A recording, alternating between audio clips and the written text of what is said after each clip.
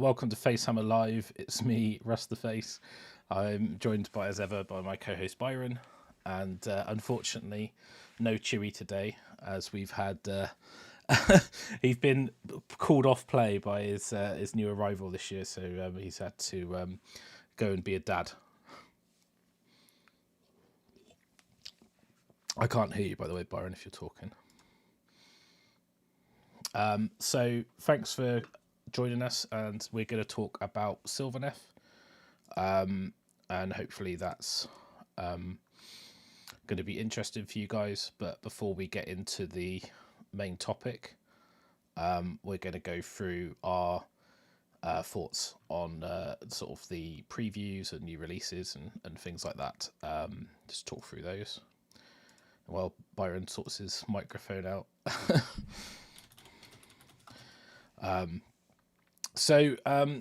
Okay, so first things first, we're going to talk a little bit about Realmhammer. So for people who don't know, that's our sort of affiliated painting competition, along with the Realmhammer, sort of the Realm Rift guys, with the Facehammer guys, and we're going through the competition, and literally people are doing their achievements, and it's all done through our Discord. So you guys can get involved with that if you join our Discord, which is, the link is on our website. If you look at the screen now, you can see, you go to the Realmhammer link, and it'll take you to a page like this, and this will have all the information about the achievements, what you could achieve, and on there is a link to the Discord, which is going to be just in I have to find it myself. It's in here somewhere, but it's like it's at the bottom here. So yeah, so if you scroll down and you come down, I can hear you now, Byron, and you've got the Facehammer Discord link just here, and then there's the challenges there, so you can follow that and get involved. Now, we're going to do an update today because Chewy can't make it. We're actually going to do that another time. Yeah, we've got something cool we want to try out there, haven't we? Yes, we do. So, and what's that then, Byron? If you talk about that.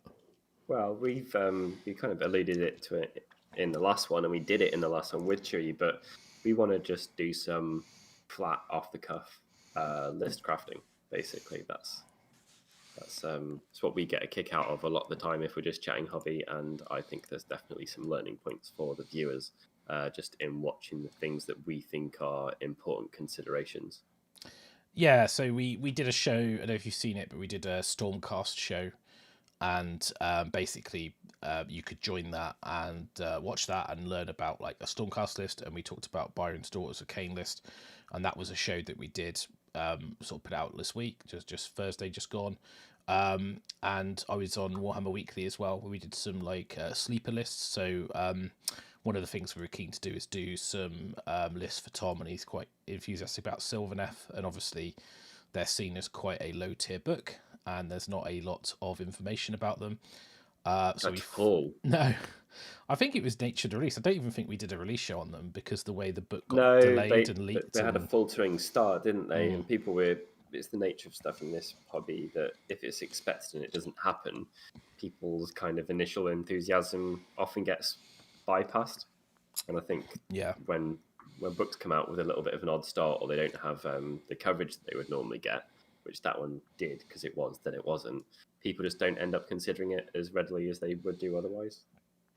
Yeah, and it was a bit weird because GW leaked it themselves by releasing the electronic version and then kind of rolling it back. And as content creators, we were like, can't really do content because of my playtest affiliation. I'm kind of under an NDA, but actually loads of people have it, and then it kind of just fell to the wayside. But we're going to talk a bit on that now. I'm going to assume that people have access to the book and know the basic rules and can read up on the rules as we go.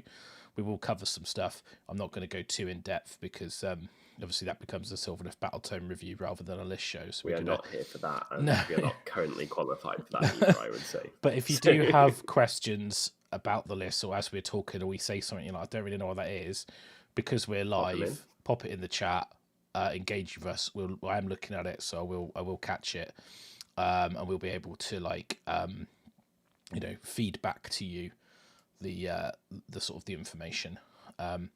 So before we get into that though, it's been quite an interesting weekend for AOS news, and I think we would be a bit remiss if we didn't do a touch on it, because obviously for those that have been part of it, so just literally before we went live, it's almost like it's planned. No, they the next week's pre-orders have gone up on the community site. So if you don't know, every week on a Sunday, the previews for the following week are put up on the community website, which is warhammercommunity.com.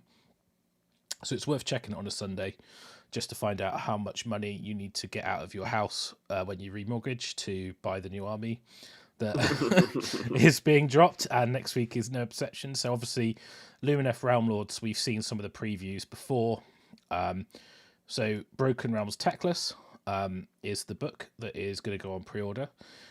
We will do a show on that. We haven't got a copy yet, so what happens with that, I don't know. So I'm hoping that will be released from GW. We'll talk about it if you send it. I'm hoping it arrives on, because if we need to release a show on Saturday morning, I kind of need to record it next week. So I hope it arrives early this week, but but it might not. If not, then if not, we'll make it up. We'll just talk about Moonheads. Yeah, you can. We'll write our own, right? It's fine. Looks like there's a new army set, so this might telegraph what is in Broken Realm Techless. So there's a Nurgle one. So there's one with the Scrivener and the Battle Piper and some Plague Bearers. There's a Flesh Eater one which has the Archregent Ghouls and Crypt Horrors in, so that's quite useful. I think that combined with a Start Collecting Flesh Eaters would give you a really nice basis of an army. Start Collecting Fact's a great box anyway. Yeah. Really good. Yeah. The Oceanic Bone Reapers, so it's 10 Cavalos and 10 Death Riders and a Liege Cavalos. And randomly, it looks like 2 Hurricanums and a Wizard in a box, which I think that is the Wizard on foot, which is actually just two of that kit. So 2 Hurricanums, yeah. I don't know how much the kit is individually, but it might be a significant saving. Is that a metaphor for how much Cities of Sigmar made sense? Maybe. I don't know. I really don't know. So it's fine, and it looks like Battletome Lumineth Realm Lords. Now I'm assuming that this sounds like it's all going up for pre-order on the same day. They tend to drop 2 books, or they have done in recent times. So I wouldn't be surprised if it's that, or they end up. It's a bit weird because I think some of the stuff in Techless is in the Battletome Lumineth. I guess there's a bit of a crossover. We'll find out. I don't know. We might have a Lumineth Realm Lords book to look at as well, Byron. But hoping it's a copy and paste between the two, so it won't be too bad. I don't know what is going on. And so you've got this model, which is the llama character. Is what I like to call it. Description's not me. Oh yeah, so I'm not going to try and pronounce Luria. Or I am going to do it. All right, Luria Ulfrau, Warden of Umetrica. Cool. Otherwise known as Skippy Alpaca. Next, and he has a variant build, which I guess is the generic hero on whatever that beast is. Frolicking Giraffe Kangaroo. A light courser steed. There you go. That's Frolicking Giraffe.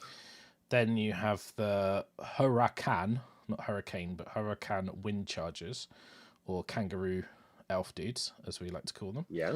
So the Ruse, they're looking awesome. I think when you see them as a unit, they look really nice because you've got the dynamic poses, whereas I think when you saw one individually, they looked a little bit comical.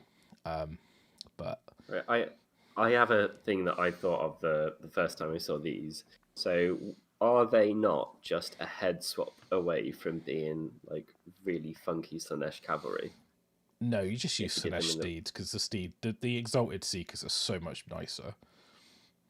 I'm thinking more about the riders. I'm not going to take a budget approach to this, but I think I think the shooting poses on those are bloody great. They look actually realistic, like they're shooting from the back of something, which I'm not sure if I can think of many things in the Games Workshop world that have done that ever before. Like literally these guys look like they're somewhat balanced.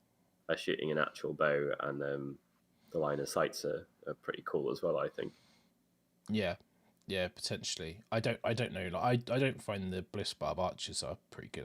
I mean, I'm saying that because I'm biased. Yeah, it's not like it's bad kit, is it? No, I mean, they're okay. They don't do it for me. I'm not a big fan of the neck barding. It makes sense. It completely makes sense that the barding is on the underside of the neck, not the top. But at the same time, it looks a bit strange. So I'm not really a fan. Yeah, GW minis are always shot from closer to on level than you see them yourselves, which I think is one of the reasons why they get mixed receptions a lot of the time. Then you see it in person, you're like, oh, actually, that's badass. Yeah, because you kind of look at it from like a 45-degree angle down rather than a straight on, like in its size. Yeah, for sure. It makes models look bigger. Common, misconception when things come out, like, oh, whatever that model is, like twice its size. Oh no, it isn't. Sigvald's the size of a normal dude. Had it with him. And then also, the angle makes quite a big difference to how they look visually, because you end up spending a lot of time looking at bits of the model that, generally speaking, aren't going to be seen on the table. No, exactly. And speaking of big and bigger, then we have the most obscene flag I've ever seen on a man. It's just easier to paint your own, right? That's so much detail. Yeah, I don't. If you want one done as a commission, don't come to me. Just saying. So if you want me to draw a willy on him with paint because it looks like it should be graffitied, then come to me. I actually really like it. Other than I think the actual banner. I mean, how can you hold that banner? I mean, I know he's got a strap. I guess you just chop the top off, right? I think that I'm looking at my screen now and chopping bits off with my hands, and I think somewhere in there, underneath far too many details, is a pretty fantastic banner. I actually quite like the top bit with the tassels. I'm not so sold on if you took the two end smaller tabardy bits that the very Japanese bits, sort of. You could use them elsewhere as well. They're quite cool bits, right? The middle out, just cut that square out, and then just kind of squidge the two together, and then put a pole, and then take the bottom bit off. It would actually look quite good, I think. Yeah, it's a bit OTT for me. Yeah, where the dude is in the very center, that's actually not a bad point for you to be able to scrape it and sand it off yourself. I don't think too much if you're quite careful. It looks like the banner's bellying out a little bit. Yeah, you could get an X-Acto blade underneath his arms and shave them and him off fairly easily, and then you could put whatever you wanted in the center, which would be of use to certain people. I think a big fat symbol would look better in the middle of that than anything. Super striking. Hi Tom. Hi people in the chat. Dry brushing is a must. I don't edge highlight them. You're going mad. And then we've got the I really like this guy, the Sinari Caligrave, and I like this. He's got his lantern. He's got his brush set on his post. He's got his big dry brush. He's got his detail brush. He's painting on his little notepad, and he's got some really weird shoes. But yeah, the shoes are. I think that's interesting.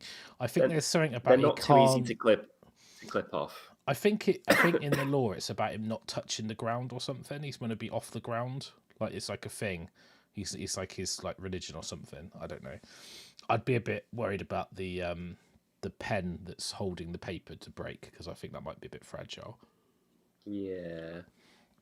Speaking of fragile, we then have... I get that all of these are taking everything to 1 million, which we're definitely going to see when we get onto the next one, but it feels like the Lumineth is a range that could have been benefited heavily in terms of enjoyment of assembly and painting, and in my opinion, visually, just from dialing it back from 11 to 10 across the entire lot. I mean, apart from the scenery, because that's brilliant.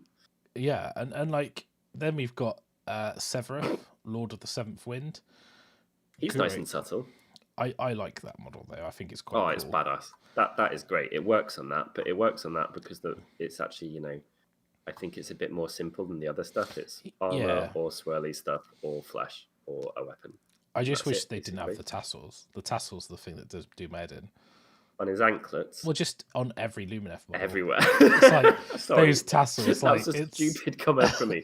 Oh, what? The ones on his feet and his arms and his wrists and his horns and his helmet. I mean, he's still cool. I mean, it looks like you could do two poses with the bow, one down, one kind of up. I think one might be. Oh, I think one might be like a normal version. And I don't know. I mean, and one's like a special character, maybe. I love his fluffy tail. That's my favorite part. I think the vortex would be useful for other models, depending on how that goes together. It might be good to be holding up like a disc of Zinch, or like if someone's brave, you could make those. You could probably cut and then sculpt and plasticard your way to having that holding up a prime. Yeah, I that would look.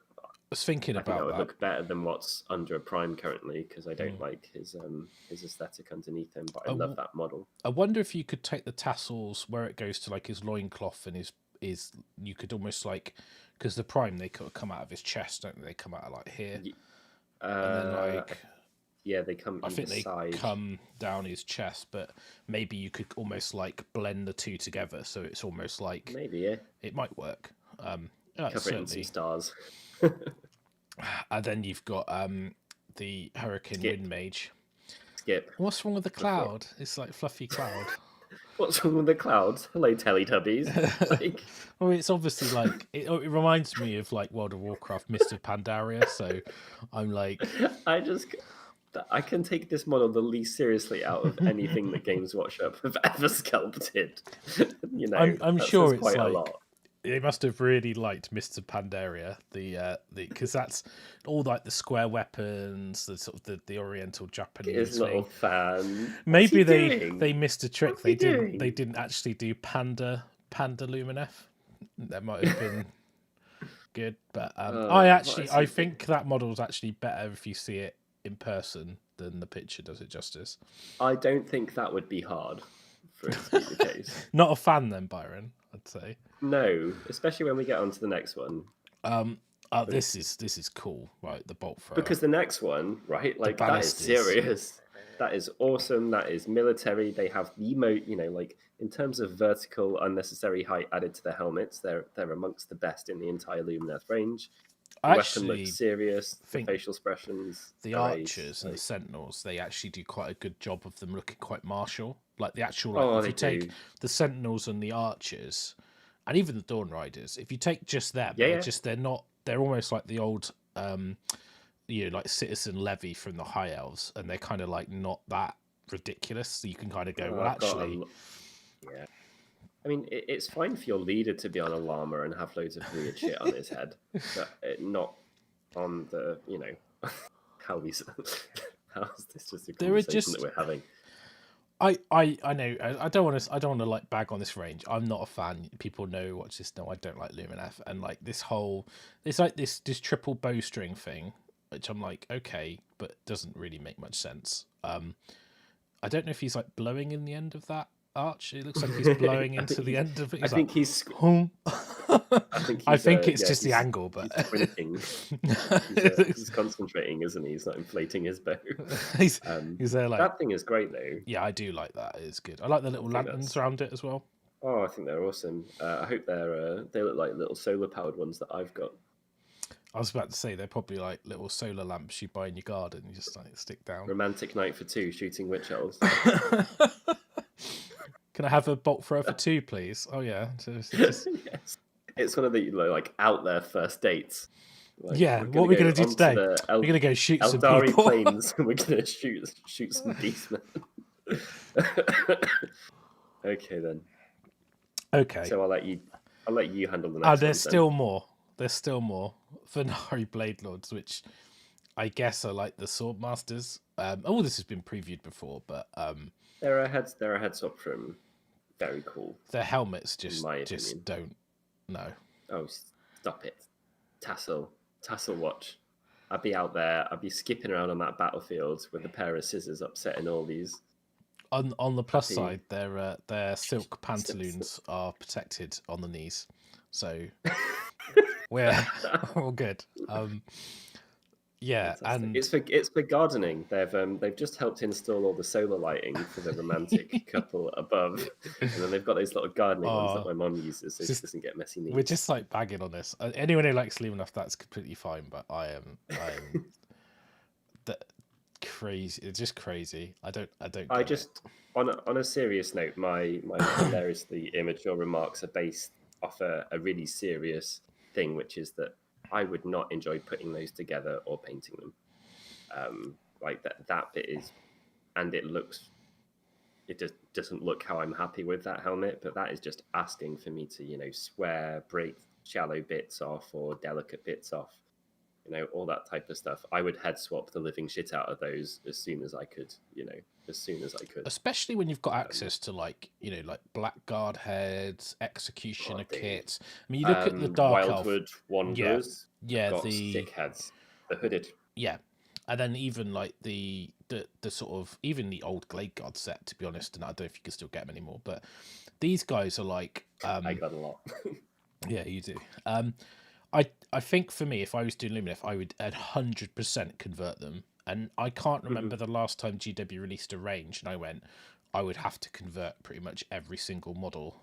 And a head swap will do a lot though. Like most of our problems with these models are from the neck up, aren't they? And tassel wash. I would just cut the tassels off when I'm building these. As I'm scraping mold lines, all those tassels would be coming off. They would all be like being scraped off, being like smoothed out. I'd even be tempted, like where you've got the helmets, and if you look at the side, you've got like the plume in the middle. That's fine. And exactly but the side bits, you just cut that all off. Because I'd take the plume off too. Yeah, maybe. Yeah. And I wish they had the old high elf helmets. Oh, they're brilliant. They look amazing. Classic conical helms. But they are awesome models apart from their heads, and those swords. They're literally some of my favorite. The shields on the spearmen and those swords are my two favorite things in the entire Lumineth release. I think they're brilliant. I just love them. It's almost like they had like 4 or 5 design ideas, and rather than saying actually let's just do 2, they did all of them, and they could have just gone because the whole concept is that every model, the wind is meant to look like the wind of Hish is blowing, and all the tassels are in the same direction. So they put all these tassels to try and get movement into the models. They got bloody cloaks and shit though, right? Like everyone's got a cloak. I'm just saying what I heard. I'm not. That's all good. I'm not. I'm not here to. Obviously, that's from me as a professional miniature sculptor as well. They've also got, they got grass under their feet. So with grass blowing in one direction, which is the same as a cloak, that's enough for me, generally speaking. Yeah, I've got bloody back banners. I think it's overdone. But like, if you go down to like the Law Seeker, you can see the tassels, everything's going in the same direction, which is the next model. And we're still not done. We're still not done. We've got Eliana and Ella for the Eclipsean War Sages, which I really like. The dude, I think he looks like a samurai. It's amazing. Yeah, and that large thing on his back looks somewhat optional. That's his sister, isn't it? Oh, you mean the? Sorry. So I think she could make like a really cool like Ming the Merciless conversion. She's got that kind of like jumpsuit Flash Gordon-esque thing going on, isn't she? So I quite like that model. I think I'd still be like really nervous about the bird breaking or the her breaking off from any of it breaking. Yeah. Hello to everyone in the chat, by the way. Thank you very much for joining us. Yeah, and the best bit I think is the terrain. Oh, like I love it. Hands down, that terrain is absolutely phenomenal. I'll just wax lyrical for a short amount of time. You could remove that symbol easily. You could cover it with a plastic card easily. You could, scrape it roughly and then just put sand on it or something like that super easily and have a section that's a bit more organic there. Loads so of many stuff things with this. could just Like, if you take the top of this off, you could put a Fire Slayer shrine, like Pizza Oven as it's affectionately known, at the Brune Forge, and then you could turn the water to lava. You'd paint all the rocks black. You can, because sculpting extra rocks and doing what isn't going to be difficult.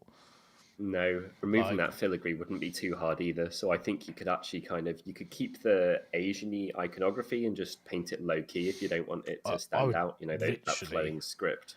Just take the rock with the lava bit and the whole top bit, I'd replace it. And you could use a corn shrine. The bus stop. You don't want the bus stop. No, I don't want the bus stop. I don't want the sort of the temple look thing. But you could literally put a war shrine on there. You could put a magma forge. You could even put, like, if you wanted to go like really kind of weird, you might even be able to put like the carrion throne and do it as blood as well. Tell you from what, flesh eaters. You could do. There's lots you could not do of with it. Arcanon, but you could absolutely whack Eldar stuff on that, and it would look insane, right? Or you could even put Like, a Gloomtide shipwreck on it, right? Yeah, You could do the whole top as a pool. The I don't know. water's the same as the dude's cloak, actually. Yes, it is That's the not a same as the Eidolon, yeah. Yeah. No, I love it. That's awesome. If you're going to be stupid, like being stupid, chunky like that, I am 100% down with. Do you reckon you could do, like, get 2 or 3 of them and do it like cascade, like the one falls into the next, into the next, into the next? That'd be really cool. I have so I spoke to Andy Waddle, who is doing a Sylvaneth army, about this piece, and he had a very good point, which was that rather than just using it for the terrain for the army, I really like it when you have terrain at the side of the board, because it doesn't really interrupt too much. You could absolutely have this embedded in the side of if you were worried about stability or anything like that. There's various things you could do with this piece and have it as a river like a waterfall that fell into a river that dissected your gaming board or something like that, which would be very, very sweet. You could have it going down there and then bubbling up at other points. I think that's... Is it the first time you've seen a waterfall model? Like... Yeah, I guess. I think it is, actually. It's cool. I like the terrain a lot. Then you've got War Scroll cards and you've got some Black Library stuff. But basically, there is an awful lot coming out next week. If you're into Lumineth, that's an awful lot of stuff for you to potentially order. Obviously, Broker Realms Tech List, you've got the new box sets. It's crazy. If that's all on one day, that is nuts. But if you are planning to and you want to help us out, then just go to our website and click this little banner on here and go to Element and stock up, and every little helps. We get a little bit of a kickback from that, and that doesn't cost you anything, but it does helps us out a ton, so we really appreciate it when people do that. I popped a link in the check you out in the chat to Element if people want to. And hello, Mr. Hewitt. Sorry we couldn't have you today. I think that does look like it needs a tutorial, actually. Yeah, not a bad shout. I reserve my right to change my opinion immediately if I open the box and it's got more than 20 pieces. We'll find out next week, won't we? So up for pre-order next week. Crazy. Right, now, before we get into Sylvaneth, sorry, that is a massive segment. I didn't realize there's that much stuff. There's more, because actually there was a preview on Saturday. Now we will go I haven't seen any of this yet. You're in for a treat. Okay, so right. Let's go. Warhammer Preview. Okay. Let's get past all the symbols that I don't care about. Soulblight Gravelords. Here we go. New Blood Knights. So if you're into your vampires, which I am, and these, if you want the opposite of the Lumineth with super fussy, loads of detail, these are going to be amazing to paint. Like, I cannot wait to paint these. I think I could shred that army, painting it all like metallics, washing it loads, and then picking out the bits that aren't metallics. And the armor is so ridged that you could literally do a black to white dry brush, pick out the edges, then just contrast all the panels down. God, yeah, so much you could do. You can even go like black through dark silver, final highlight a very, very light silver, wash the different armor sections in different colors, like ride a horse, and then just use traditional contrast on the robes, and you'd be pretty much done. They're just not quite sure about the banner having a dragon on it. Oh, it's Blood Dragon, though, isn't it? I quite like that. Yeah. So, but I do like it overall. I think it's awesome. So I personally like.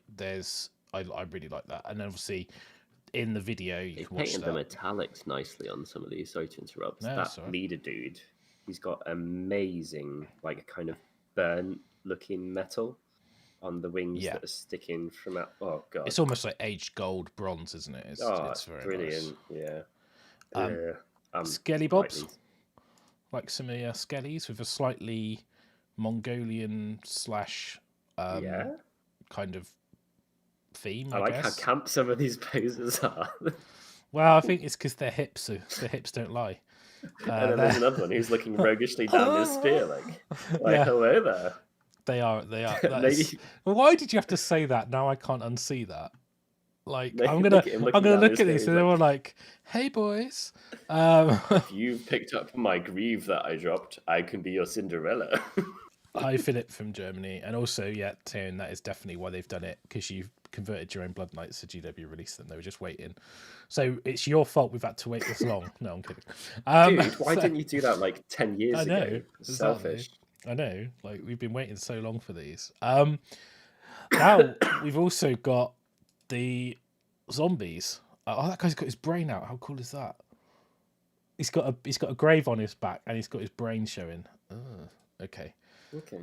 I like the zombies a lot.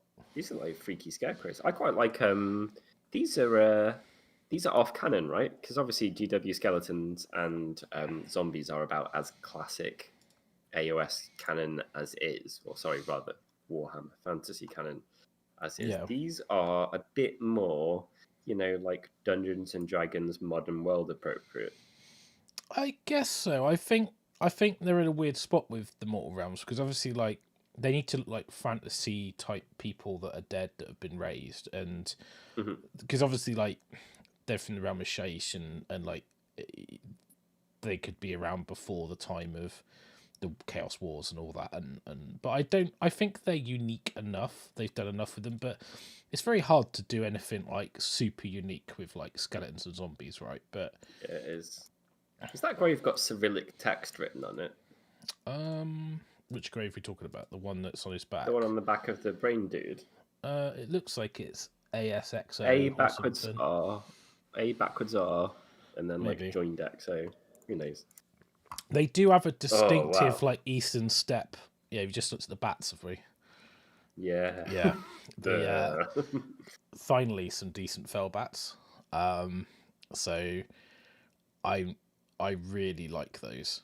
Particularly the one that's not flying, it's like perched. I don't have anything to say about those apart from that they're awesome. I bet those wings are going to get some use.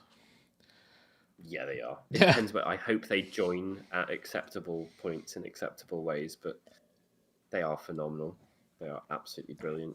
Cover art on the book. Yeah, they are. They're a head swap away from being the best Chaos Furies that have ever been as well, right?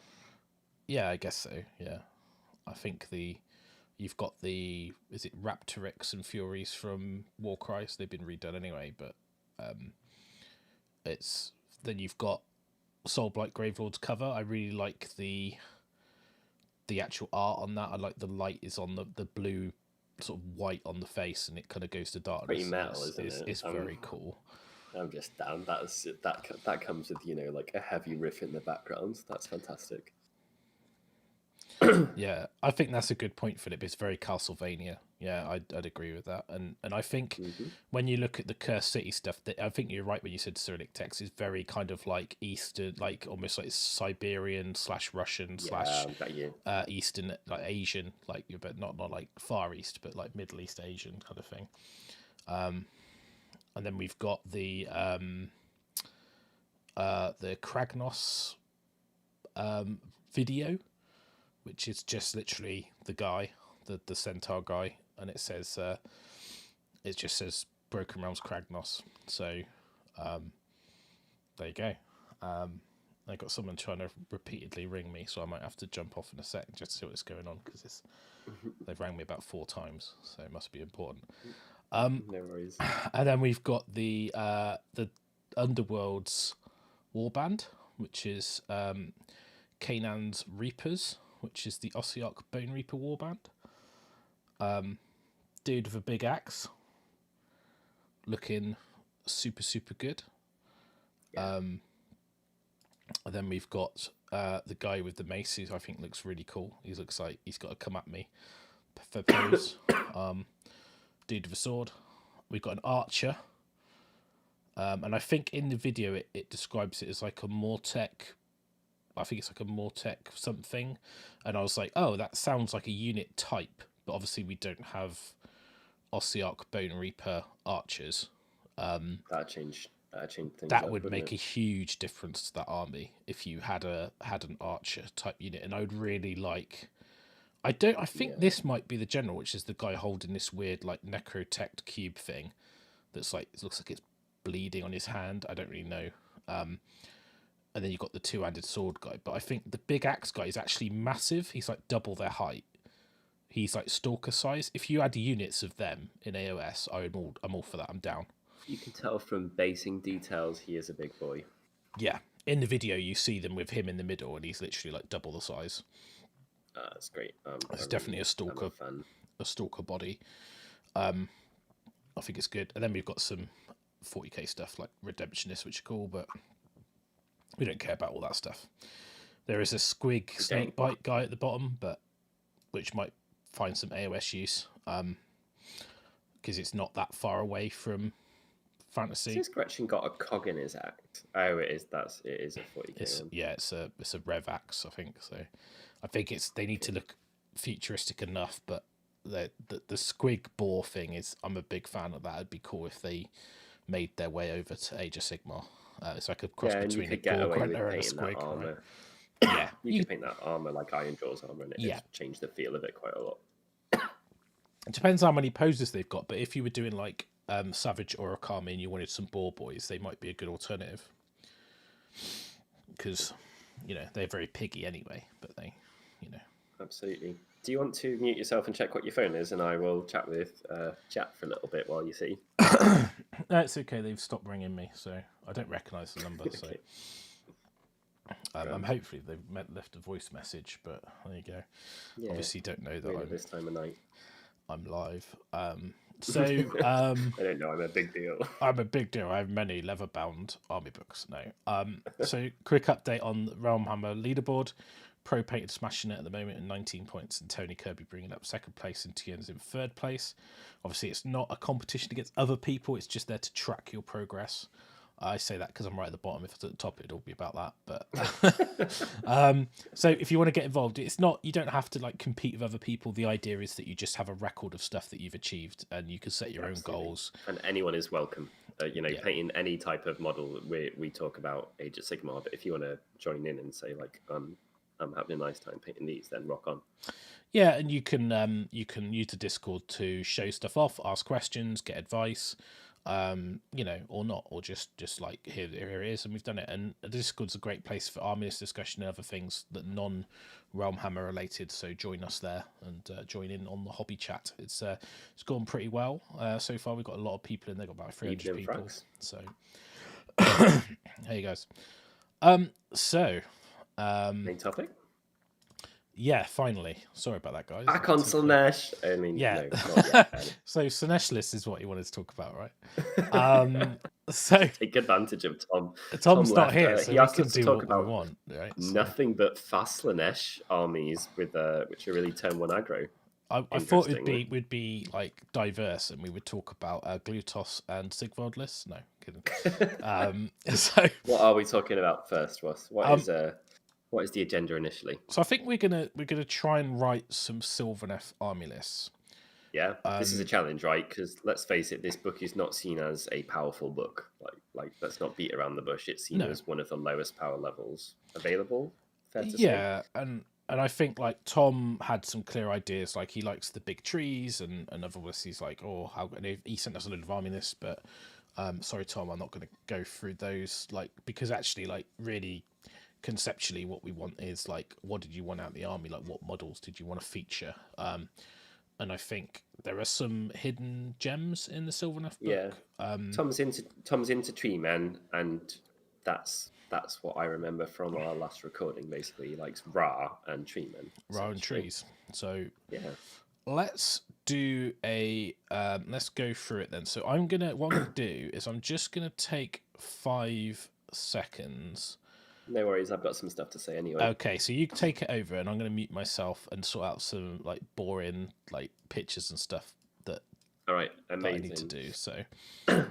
So I think one of the things that Russ and I were chatting about Sylvaneth in their book the other day, and I've already given what sounds like I've pretty much slammed them in terms of their power level. As much as that matters within the game. I also think their perceived power level is so low because people haven't had a proper go with the book. And because they had one extremely strong but very prescriptive book before this book came out. So the last Sylvaneth book was bent, in my opinion, with a couple of key builds in particular just being insanely strong that basically involved putting as many Dryads as... Hello?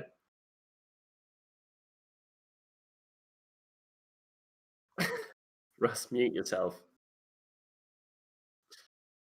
Okay. All right, Russ is muted. I'm trying to do multitasking, which I can't do. They had a very prescriptive and strong battle tone with like 2 or 3 very, very strong themes in an already strong book. And then they came out with another book, which was quite different. It didn't seem that different at first, but it plays extremely differently.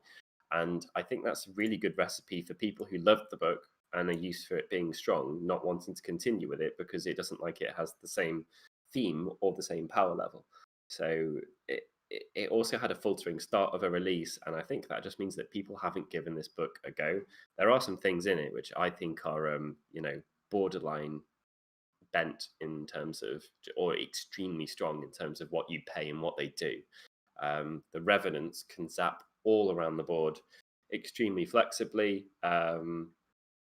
and you've still got the kind of the inherent strengths or flexibilities of being able to have ranged units or combat units, and there's a lot of ways to take probability out of the game as well, particularly with adding to your charge distance and reliable magic.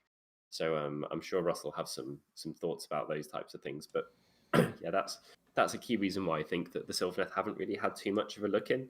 I looked at a couple of lists. They are very, very cheap to start. They are extremely fast to paint, and the model range is actually pretty good and largely plastic. So there's some really strong reasons to be collecting them because, for barely any money whatsoever, you can put a really good looking army on the table, and it's just another 30 quid from changing completely, as much as you like. So they've also got a really flexible allies pool. That's another thing. The allies, I believe they can have Stormcast, Idoneth. They can't have, it feels like they should be able to have some cities units, but I don't believe they can. And then maybe there's some other random stuff that can ally with them that really doesn't feel like it makes any sense. I can't remember exactly what it is. Yeah, they have like Dispossessed and stuff like that, but I think of course, they're historic enemies. Perfect. Well, I think in old school, like it's it makes sense. So like in a way, but yeah. Sorry about this. This is it's all good. Me. This is why you don't do live shows, right? It's absolutely fine. I'm happy talking about them. So yeah, I've just I'm not sure if you were listening to me, but I was saying why I think that the book's gone down in people's estimation, perhaps further than it deserved to. Yeah, I get what you're saying. Like, I guess because they haven't had the like say like they didn't really have an impactful release, and then like they've kind of like, I think you almost need that release of stuff hitting the game and then being like, oh, this is actually really good. And they haven't had a Lumineth weekend, that's for sure. No. Like if we just look at what we just saw, they have never ever in their entire history had something like that. And I think until you reach a certain critical mass of notable players or strong players at least playing an army, you don't have an opportunity to see what its strengths are really. Like there's not a scene of Wood Elf Sylvaneth players smashing it. I think the problem is as well, like in the old days, like and I mean like the old Sylvaneth book. So it came out, it didn't have like it was one of those weird books. It was the first book that had like those big formations that weren't like the mega temples. They were actually like formations. So you had like 1-drop armies. And like a lot of the Sylvaneth lists were like go first, put trees everywhere, spam models. They were prescriptive, weren't they? You had a plan. Yeah, you play your turn. Dryads, and then you won, and your opponent hated their lives. And then you basically spend 45 minutes setting up, an hour teleporting, casting spells, putting trees down, and then they go, your go, and you go, right. So you've had 3 turns because you had the deployment, you had the redeployment, then you had your turn. And then I've had like, then it's my go, and then you're like, okay, and then sometimes you just like, it was very like negative in a way, the way they played, they just blobbed around, This is like later on. This is when you had like the whole Dreadwood, and then the Frostheart going into you and stuff like that. And I think it's like the Null route where you got loads of spells and you could get like a really good save. And I think the problem is the new book is completely different, and people were just like, who played that style, it's like almost the opposite to that style. It switched them off, and it didn't encourage other people to jump on the bandwagon because it didn't have a sexy, clear, obvious release. It in fact had the exact opposite of that, a confused release. So I just think you didn't end up with many people speculating on them. No, exactly. And I think like the entire release of like, you know, the book, it was, you didn't, I think the people that played them didn't get on with it, and they weren't strong enough for like loads of new people to jump on, so they kind of like faded away. I was looking at them for ETC, but then because of the leak and the delay, because I think they had delays from like the shipping of them, I vaguely remember. Yeah, there was the books on a boat or something, I believe. I'm on a boat. So anyway, it is what it is. So Sylvaneth, like, what are they good at? I'd guess they've got access to lots of cheap units that aren't particularly good, but I think they can get lots of formations which work really well. Revenants are like bent, like bunny ears in terms of them being. You can have multiple small units that can be your battle line. That can jump around the board. Sit in a formation as well. If you take Spike Revenants, they go into formations really well. So they're only 60 points for a unit, and actually 160 and 170, and the 70-point one can teleport or something along those lines. So I mean, they're still like, you know, they've got 1 wound, 5 up save, 3 attacks, freeze, no rend, 1 damage, and you get -1 bravery, and you can reroll. You have to reroll successful battle shocks if you're in free. So basically, they're not very good, but they're battle line. So like, if you look at your army list, so if you want to have like, actually, let's go for Sylvaneth here, and oh my god, why is there so much choice? There should only be one Sylvaneth, and then you say, actually, what are they? 60 points for spites. So for 180 points, you've got all 3 battle lines. So it's like, actually, that's like super cheap way of getting your army. It's just flexible as well, isn't it? Yeah, I don't think they're banning. I don't think they're banning 10s either. I know it's not something that people will have frequently seen, but if you're the one who's fighting first, they're not unreliable as far as a unit goes. You know, if you put that into 10 skeletons or 10 skinks or 10, you know, equivalent any battle line things, they'd probably cost a little bit more than what they were attacking. But I do think they could take 10 models down to 3 quite easily in a lot of situations. Yeah, and basically we've got I think there's a formation. Again, I always trip up on the books when the way they're laid out. It's after that, yeah.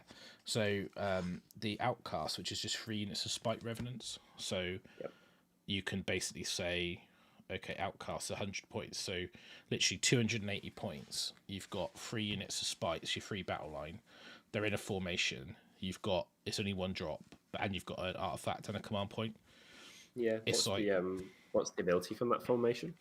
It literally doesn't matter, but if an enemy unit fails a battle shock test within 3, D3 models extra flee. So you could do some stuff with it if you tag in, and you've got lots of bravery debuffs. So I think like that is actually like quite a decent way of like filling out your battle line, keeping your drop low, and getting access to artifacts. And the one thing I think is really strong in this book is the artifacts. There's so many good choices. Oh, they're great, right? Frax has just jumped in and said that Spikes are 60, Tree Revenants are 80, and they're amazing chaff clearers. If your opponent puts his chaff down against them, unless he goes first, they'll get shredded. Even 5 of them, it's like, that's still 15 attacks, right? Freeze and freeze. Their champion gets more attacks as well, I think, or he might get damage 2 or something. I think he gets he probably gets +1 attack, I imagine. I don't think he gets damage 2. Maybe rend. That could be the we could double check it. Confusing with. So I'm talking about the spites, which are like the less budget ones. And I think the shade adds +1 attack from the shade, what they call the shade stalker. Yeah. There you go. So 16 attacks, 3s and 3s, rend 1 damage 1. Not Now, bad. the other formation you have, which I think is really good, let's just fill this out live, is Tree Revenants, okay, which are the 80-point guys which teleport, which ultimately are just amazing, right? Yeah, even for the like 60 more points for 3 units that now teleport. Yes, please. Those. Yeah, go on. I'm going to say those are the ones that I find the most seductive. It's just a powerful ability. It's not a once a game ability. That's an inherent, you can bob around whenever you want, as long as you end up 9 inches further away from your opponent. And I think this formation is really good, which is a Tree Lord, a Branch Witch, and a unit of Revs. And it's household. It's 100 points. Yes. And enemies within 3 cannot retreat. I'd use this one. Yeah, it's an old one that's made it with a slight change. I mean, I think the other one was in there as well, but it's completely different. So and like the Branch Witch itself is not the one that summons a unit of Dryads, unfortunately. That's the Branch Wraith, but it still has a decent spell. It's a wizard. It gets some attacks. Don't really care about that. It gets add 1 to hit rolls for attacks made as models holding within 6 of awakened wildwoods. So it's all very basic. So like for me, it's but a utility wizard. It's not a weak wizard. It's not a concession. Nothing in there is a concession. No, not really. So I personally think that's a really good formation because again, you've got 1 battle line in there. I think you can even what I was doing this with both. So you go, okay, I got Outcast as well, and then you go your Spites, and you go, okay, so I've got 4 Chaffee units, 1 that can teleport. I've got a Tree Lord, I've got 2 formations, and I've got a Branch Witch. All my battle line, 720 points. Yeah. So like I've literally got all the stuff I need for an army to be legal, and then what I can do then is I can just go, what cool stuff do I want? Or okay, I want who wears items the best, right? Because you've got plenty of opportunity in there. Let's have another one. One. I got 3 Spirited Durfu. Why not? Then you could, but you'll probably say you probably want a ancient, right? And then you have to dip one of the spirits because it's a monster, right? So I've got 2 Spirited Durfoods, a Tree Lord Ancient, a Branch Witch, a Tree Lord, my battle line, 2 formations, and I'm at 1580 points. So then why don't I put in some Kernoth Hunters? How many can I get? So 3 units of 3. With swords are really not that bad. Well, okay, so I've got 3 units of 3. I'm over points now. Okay, so I'm 150 points over. So I could drop 1. Okay, and that gives me, say, 40 points under. Then I could take an endless spell. Let's see what we've got. Anything from them that could take. I bet they're going to be too expensive. Because the formations, you've kind of ended up low drop here, Russ. Is that now a thing that you're aiming to do, or is that kind of incidental? All I'm doing here is I'm just feeling out what does a 2,000 point army look like. Yeah. And like, do I need 2 formations? I've got 2 spirits, so I kind of only have two artifact dumps. But I've got an ancient as well. And I've got a Branch Witch, but really I think when you play, you kind of want a Branch Wraith for the summoning. You do. Summoning, you do. It's only 80 points, but again, like now I'm like, okay, I'm starting to. I have to cut more stuff out, so I'm like, well, I can't take that endless. Okay, so I'm binning that off. The useless stuff. Sorry, the useful stuff we've got in there. I think you probably dropped the formation with the Spites first, right? Because the other formation actually, it's got a variety of units. There's some wizards in there. It's got 1 of your battle line, and its ability is good. No retreat is powerful, right? I'm opposite because you can't put anything on the Tree Lord because he's not a hero, right? So I'll drop him out. Drop the household. I don't want the Branch Wraith. I don't want the Branch Witch. I want Branch Wraith. So that's not any good for me. Okay, fair. Spite Revs, yeah, okay. I might be able to put some in because I like them. But Outcast gives me my 3 battle line, and now I've got. If I drop that formation, I'm still got my 3 battle lines. I've now got an extra monster slot, and I've got 380 points left. So let's put in another ancient, a Spirit of Durfu. So now I've got 3 Spirits of Durfu and a Tree Lord Ancient, a Branch Wraith, 3 battle line, 2 units of Hunters, which probably with bows. Is Because Durfu I a don't wizard? need.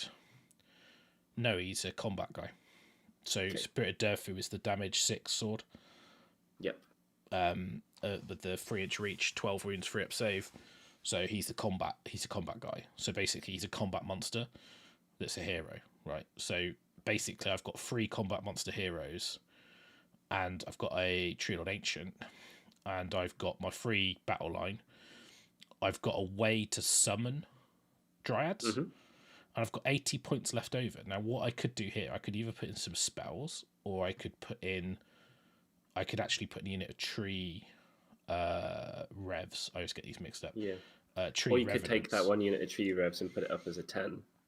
No, spite revenants. I don't have any tree revenants at the moment. So like I've got the 2 units of Colonel Hunts. And the other thing you could do is you could actually go, well, I don't really want 3 Spirits of Durfu.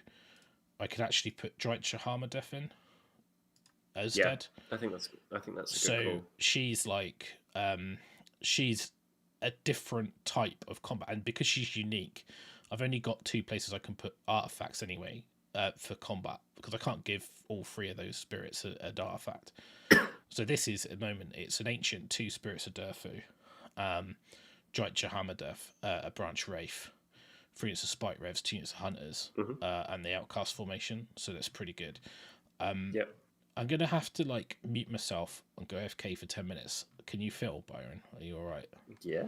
I do apologise, guys. So you might maybe you just go through like what the scrolls do, and like, so you've got the book, haven't you? So sorry, I do apologise. I will take questions. It's all good. the joys of live. Okay. Oh, just live. Nothing works when it's like this. Okay, right. I'm back in a sec. Sweet. All right. So, guys, you've got me solo. Does anyone have specific questions about anything from the Sylvaneth, or, I'll tell you what might be interesting. Russ has disappeared. So at this point, I'll say what I think I would be looking at doing next with a list, and we'll see when Russ comes back in 10 minutes if he knows what he would be doing and if it's the same thing as mine. So looking at what he's got in the list, which I can't see on my screen, so I'm going to have to remember off the top of my head. Essentially, at this point, I'd be looking at that looks aggressive. So I'd be looking maybe at Dreadwood, because that gives you an amazing way that's like the temples. Dreadwood's one of them. That gives you a really good way to get some of your units in someone's face. I believe with that you roll a d3 at the beginning of the game, and you can do up to 3 of the following. I can't remember one of them, but I can remember 2 of the important ones. One is take a unit and put it more than 9 inches away from your opponent, and you're on the board. And the other one is 1 unit gets a 6-inch move, and then I forget the next one. But yeah, them being able to do that, obviously that's going to help your army get close to people, and especially with Kernoth Hunters or something like that, that actually gives you scope for pretty good, powerful, dangerous shooting anywhere on the table turn 1, because they've got a 5-inch move anyway, I believe. And then on top of that, a 24-inch range is pretty incredible. So that will allow them to reach anything they want on the board. And their shooting is not bad. It's not crazy, but it is pretty. Oh no, I'm remembering the old Dreadwood. All right, let me. I think I can pull up a scroll here. Give me a second. Have I just have I touched on a nerve there? Okay, let's have a little look. I've got Dreadwood up now. Okay, you can reroll hit rolls of 1 attacks for attacks made by Dreadwood Spite Revenants. You can use this command ability once during each of your turns. At the end of your movement phase, if you pick a friendly unit wholly within 18 of a Dreadwood hero, that's well open. Remove it from the battlefield, set up 9 inches away from the units. Okay, that's not bad. You can use it once a turn, so only once. General's trait, reroll successful battleshock tests for enemy units while they are within, not wholly within, but within 6 of this general. Fairly solid. Subtract 1 from wound rolls for attacks made with melee weapons that target the bearer. Jewel of the Withering is the artifact. Pretty good. All right, thank you for correcting me. That's definitely very different from the old Dreadwood. let's skip that one then. So if there is not anything like that, what I would be looking at is ways to stack plus to charge and things along those lines. You know, it's about getting reliability. And so there's 80 points there. Cogs does cost 80 points. You know, I end up putting it in all of my lists. So it's not really a surprise, but getting +2 to your charge is a good one. And then I believe that the Sylvaneth have access to multiple other ways to buff your charge. So if you can teleport units 9 away or send them through the trees or anything like that, you know, a 9-inch charge at +2 is good. A 9-inch charge at +3 is way better. And a 9-inch charge at +4 is is absolutely obscene. So that's definitely a direction that I would be looking at for them. Let's have a look at some of the key scrolls. I've got Winterleaf that I can have a look at for people. Apologies that I can't bring these up on screen. Okay, Winterleaf. Abilities, Winter's Bite. If the unmodified roll for an attack made with a melee weapon is 6, it inflicts 2 hits on the target instead of 1. Solid. Command ability, can use it in your shooting phase, not only once, so it could be used multiple times. Pick one enemy unit within 12 of a hero invisible to them, roll a dice equal to the number of models in that unit for each 6 they suffer a mortal wound. That's all right, but not great. Roll a dice each time a wound inflicted by a melee weapon is allocated to this general and is not negated. So a 5-up bounce a wound back on people. That's not too bad, particularly if you've got a way to heal. Artifact of Power. Once per battle, start the combat phase, you pick one friendly Winterleaf unit wholly within 18 of the bearer. After that unit has fought in that phase for the first time, if it's within 3 of an enemy unit, it can make a pile-in and then attack with all melee weapons for a second time. That's once per battle. Okay, that's cool. So obviously you'd have to protect that hero. That is pretty tasty though. Ironbark, reroll battle shout tests. Okay, these aren't fantastic. Is it a thing to just go no temple then? Okay, cheers Pinot for this info. Hunters give a 12-inch bowl for command abilities. They always count as in range, so you can keep teleporting them around. Awesome. There's a generic trait that gives +2 to Charlie, +2 to charges, wholly within 12. Okay, that's very good. That's incredible. So that's definitely the direction that I would be heading in with these, I think. You know, going super aggressive. On a spirit, that'd be a big swing. Making things a target is definitely a something that you've got to watch out for unless they're really, really resilient. Let's check out Harvest Boon. Okay. Reroll hit rolls of 1 for attacks made by friendly Harvest Boon units that made a charge.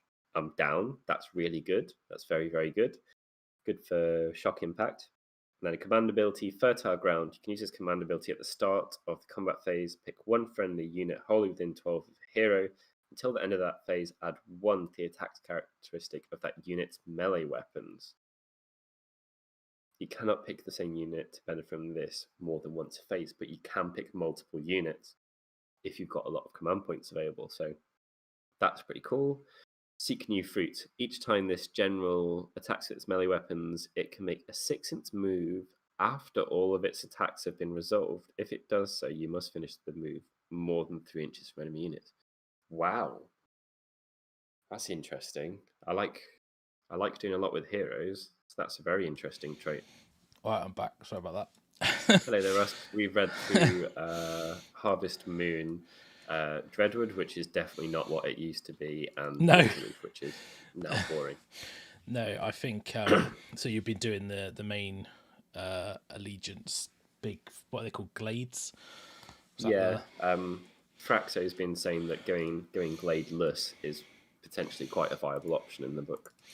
I don't disagree, because like you do have access to some amazing traits and like vanilla traits and artifacts. there's a lot of ways to get bonus charge. So like one of the things I was looking at. I made predictions of what you'd start talking about when you came back. I am so far 1 for 1. Off you pop. Okay. So one of the things that is the endless spells. So I don't know if you know about these, but I believe it's the Glade Worm. So when you set it up, oh no, it heals. It's maybe the Hive. The Hive nourishes. Yeah. Yeah, so roll a dice for each Sylvaneth unit holding within 8. On a 2+, add 3 to the unit's normal moves and charge moves. Or you can do a shield on 2+, reroll save rolls of 1. So it's like Mystic Shield AoE. So that's the Spite Swarm Hive. It's cast on a 7, so it's not easy to get off. But if you manage to get that off, like +3 to your charges. Yeah, I was saying there's a big difference between a +2 and +3. It's a huge, massive scale in probabilities there. There is a trait, I believe, that gives you a bonus to charge. Yeah, it's a generic trait according to Fraxo. Add 2 to charge with friendly Sylvaneth units holding within 12, which is War Singer, in the aspects of war command trait. So that, I mean, +5 to charge, not to be sniffed at. And you've got to remember that is +3 to move as well as +3 to charge. So those units could have rocketed across the table. I've got to change my battery now. This is going well. It's like totally not prepared today for everything that's going on. I love it. Thanks for bearing with us. Sorry, it's all me. So guys, you also prepared the notes, so yeah, it's absolutely fine. Yeah, so basically, so you can get +5 to your charge. Now, the good thing about the timing of this is obviously the swarm, the hive. I believe, if I'm correct, you can teleport through a wildwood, but you could almost have like a wildwood as far back where you buff them with the move, then you teleport through. You slingshot them if it goes according to plan. If you get the spell off and you go, right, I've got the +3. Then you can almost like go, right, now I'll use my my allegiance ability, which is navigate realm routes. Instead of making a normal move, one friendly Sylvaneth unit, holding within 6 of it can navigate the realm routes. Move that unit from the battlefield so that whole game within 6 of another wildwood, more than 9 from the enemy. So I think it's only 1. Is it 1 per turn? That's a bit restrictive.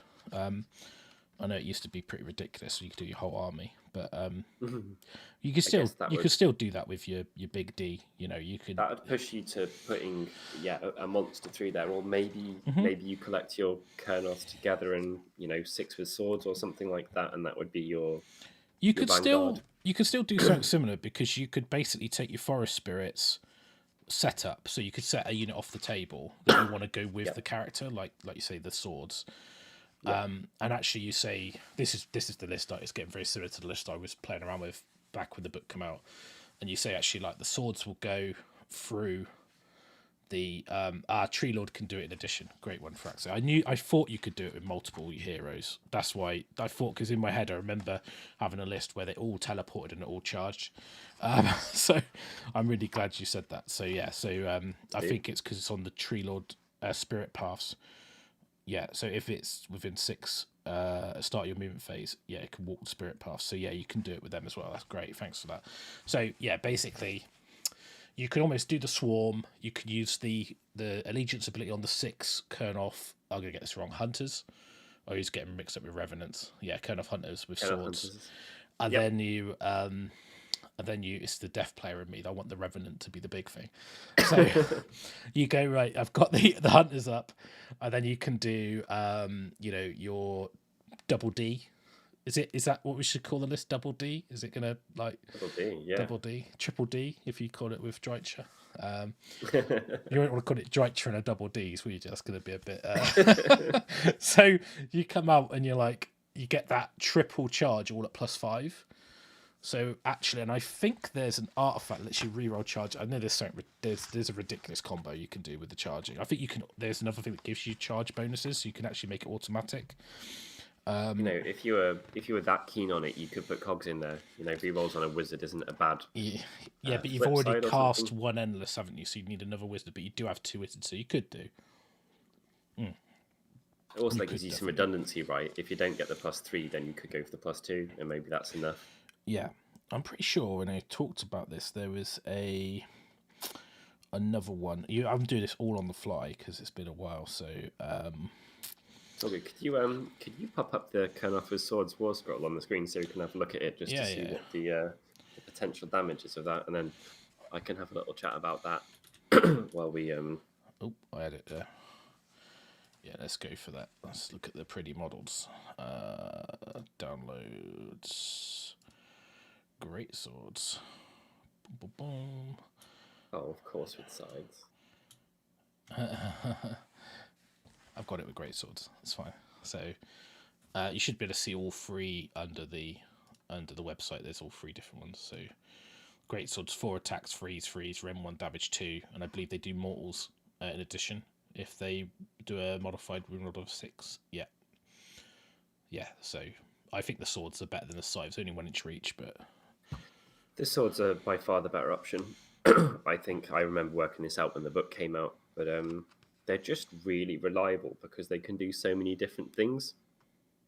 I think that's the important thing about them. They can fulfill multiple roles, and if you send them in there tooled up for damage in the first turn, using a triumph or something like that, they can also just plant roots and then be more reliable for the following phases. yeah, so there's a Verdant Treasure, which is ever due vile. Add 2 to run and charge rolls for the bearer. So you'd be on +7 to charge.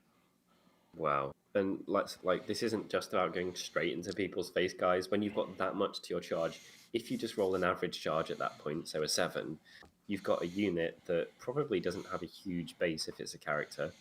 At least, if you turn it sideways and it's an oval. And that might be able to sneak right around. Those kind of like oval sizes, like those kind of like... Yeah, they're small, narrow chariots, aren't they?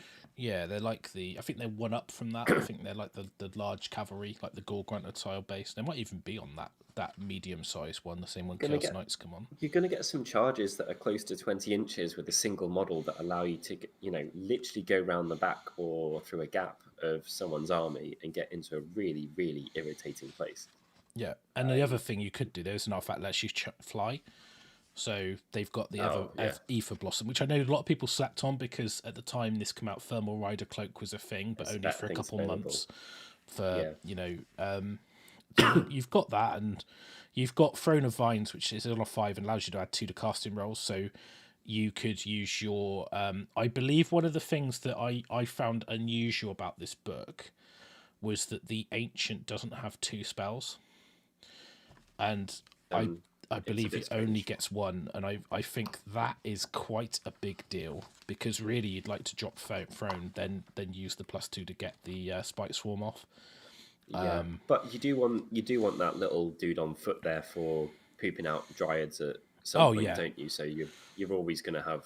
I mean, I had 2 of those in some mixed order lists that I wrote, actually.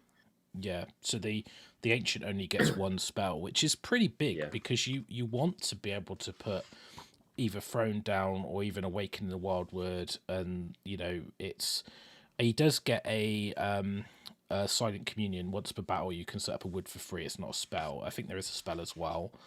There might be an artifact that allows you to cast more than once or gives you an extra cast. Spirit Song Stave, the bearer can cut 1 extra spell. So you can see straight away there are so many good artifacts that fill the holes, which I would probably say should just be on the War Scroll, but they're not. So you have to as we affectionately said on the last show, roll it in glitter. But the Ancient, the reason you take the Ancient is you get a guaranteed Wild Word. It's a wizard. He's got a good shooting attack. He's just decent. I don't think I would take his Sylvaneth army without him. A little bit of tweaking off good, right? If you can make him better at hitting or better at resilience, just by 1 pip either way, he suddenly becomes a pretty hefty dude. Yeah. He's decent. 3 up armor save, 12 wounds. He's got. So how do we make the most of these guys if we're talking about guaranteeing almost them getting into combat? Yeah. How do we make sure that they do what they need to do and that the army isn't, just that? Obviously, we've got some really flexible core that can literally jump around the board and other stuff like that. But I think what are we going to back them up with or make sure that they do the business with? I think they're like looking at the list. If we're looking at this list, so at the moment I've got 2 units of 3 hunters with bows, and I've gone Durfu, Ancient, Drycha, right? So there's a lot more shooting in this list. It's less. There's still 80 points, which could be another. It could be the Spite Swarm or something like that. I would say the choice is basically, do you take a Glade or not, right? So I personally think you do, because I like them. I think the list that I wrote, I think the ones that I was looking at was, I believe it's Heartwood, if I remember correctly. It was a while ago. Harvest Boon as well looked and good. Harvest Boon was the other one. Yeah, so it was those two, I believe, that when I'm looking at. So let's say, for example, my core is going to be the 3 units of Spite Revs with the formation. That's going to be set in stone for most of my army list, because I'm going to be looking at maximising combat from big guys or Revs, right? Sorry, Hunters. So let's say I'm going to go down the Hunter route. Okay, so I'm going to take a big unit of Hunters, so 6. Now, scythes or swords, I prefer swords. You could put scythes, it's personal preference. I think the swords. The only plus of the size is the reach if you do plant your thingies, but I like swords better on average for sure. Yeah, and I think it's not a big deal if all 6 of them aren't fighting. So if I'm taking hunters, so I don't think there is a formation, but I just think it's not the composition of army I want. Yeah, it's a weird one. I remember trying to make that one work and failing. And I think it's, you have to excuse if that's coming through the microphone badly, the flicking. I do apologise. All good. So you have a Spirited Durfu and 3 units of hunters. So you could go, right, I'm going to go 3 spirits. You get some special rule where you get to add 6 to the move instead of the run roll. I think you still count as running, so you just don't make the roll, so you still wouldn't be able to charge. And then I'm thinking, okay, so let's say, for example, I don't want that many hunters. I want to lean into the big guys, right? So the way I'm looking at it, I'm going, right, so I need to deliver those, and I want them to be as impactful as possible. So when I look at Harvest Boon, let's just have a quick look, see if I can get the... Harvest Boon's pretty tasty for the... See if I can get the window capture working, because it's a little bit... I do apologise, it is a little bit out of... ironically, it's what it's on. So let's move that up. Okay. Fertile Ground was the one that I got. Let's look at this. Excited about. Yeah. So let's try and get this so you can actually see what I'm talking about. So you get in here. Your modified hit roll for attack with a melee weapon is a 6. It does 2 hits instead of 1. So that synergizes really well with the swords, because you get the mortals on the wound roll. Okay.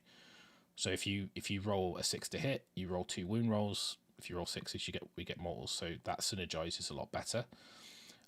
You've got a command ability in the shooting phase, and basically it can do a mortal wound, which is not rubbish, because like if you hit a big chaffy unit of guys, 30 dice, 6s, and it does not shooting attack, so you can do it, and it's within 12. So your teleporting model could potentially ping a unit before it goes in with the mortals.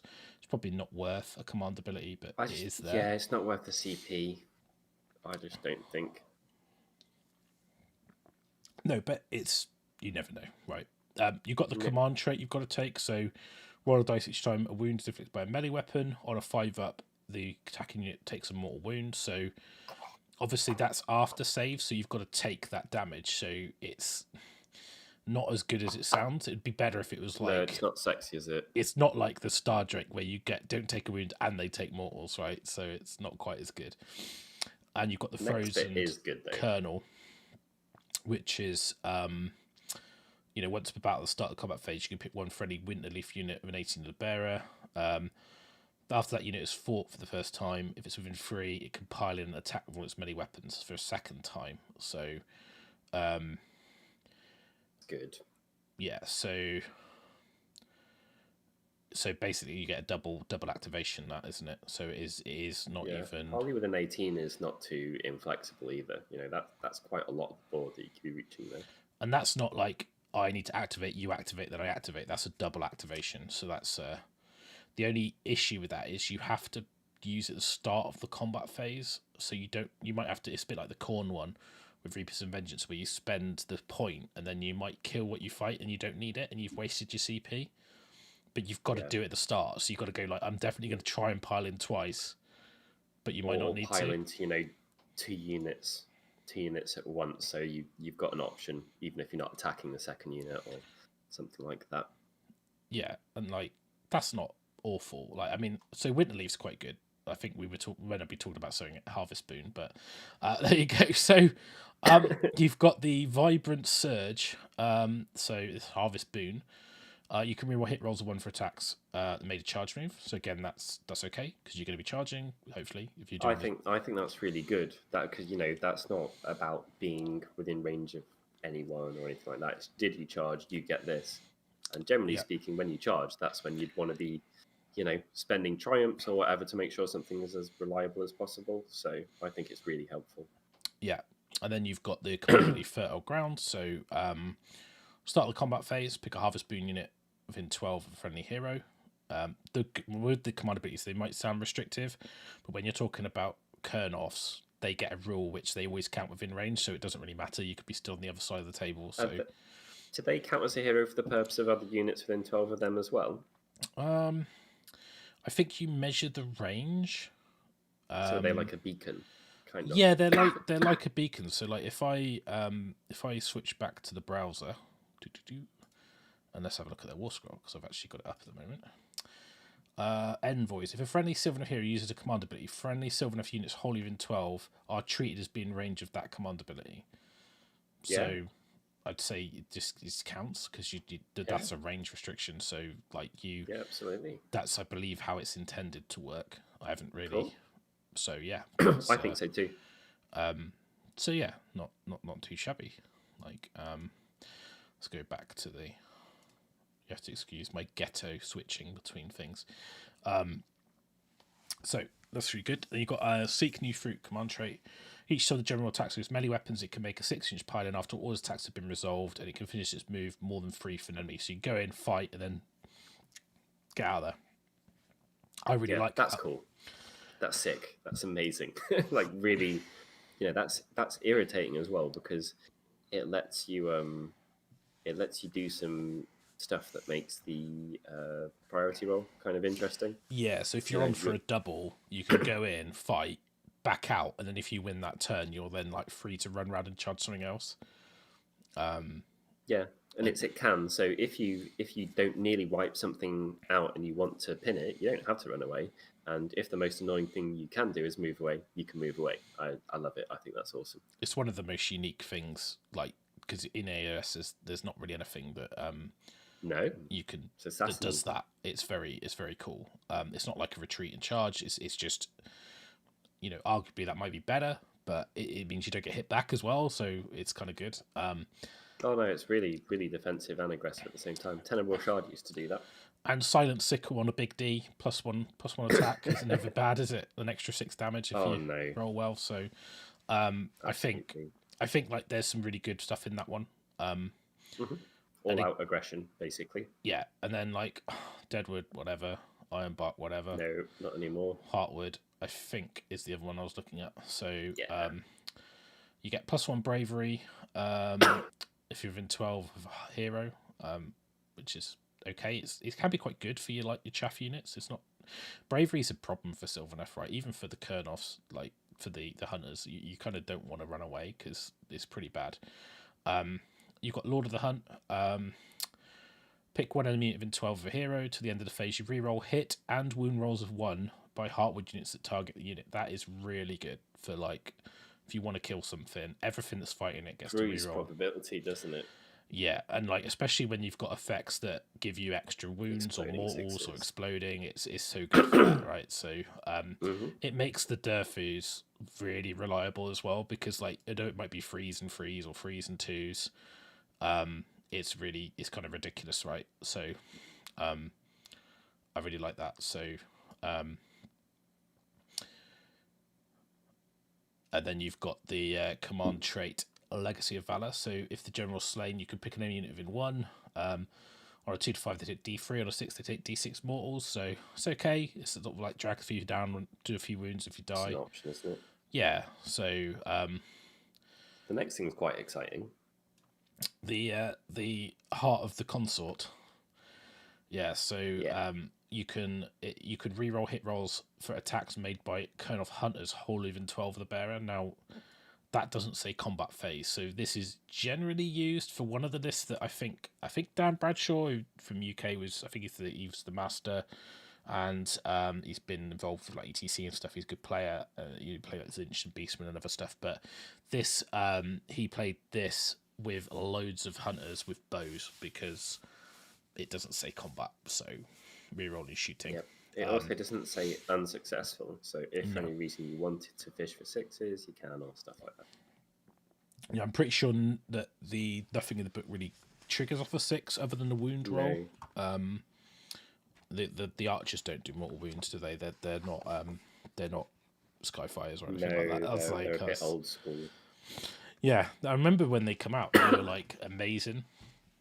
And as then like Skyfires come out and other stuff come out, and they've got less and less like impressive. Do you know what I mean? Like you go, oh, they're really good. So I think for me, like I'm not down with shooting spam, right? If you want to do a shooting army, there are better armies out there. You can look at the army list I put on Warhammer Weekly with Kaiser von Brecht if you want to really ruin someone's hobby. Or you could look at our Double Dragon Comet Bomb list. Or you could just take KO, right? Which most order lists you go shooting, you go KO, okay, or cities. And Vince had a really good cities Tempest Eye army on the show, which was really nice. That's not how I play Warhammer, so I'm not excited about that. So it's not what I'm doing. And like, you know, it doesn't take a genius. Spam units, keep them within 12, roll your dice, you might kill some stuff. Cool. Not really what I want to be doing. Hope that you go first. yeah. And to be honest, like the free spirit formation probably fits in quite nicely with that because it lowers your drops and it's hunters, so it's cool. So I think for me, like if I was taking one, it'd either be Winterleaf or Heartwood for this type of setup. I think Winterleaf, if I'm honest. I think that's better. But I don't know. So like, but by doing that, we give up the command trait and an artifact, which is a big deal. And we've said about how good they are, right? So, let's go. Let's do a Winterleaf list and see what it's like. So, okay. Let's go. So, let's go with that. So, we're gonna go Winterleaf. Bob.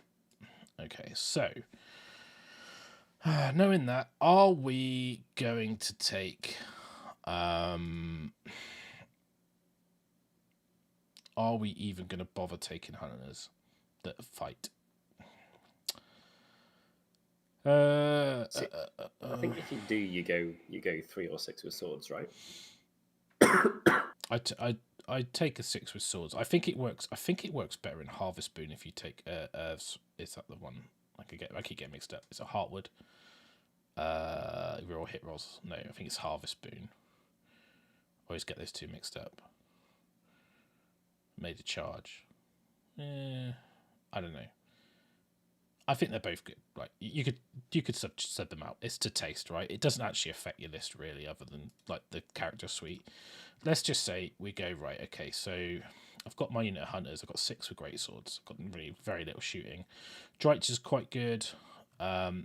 Durfu's probably going to be my general, just because I want the Winterleaf thing on him, which is my heart is ice, because he's probably going to be mixing it up.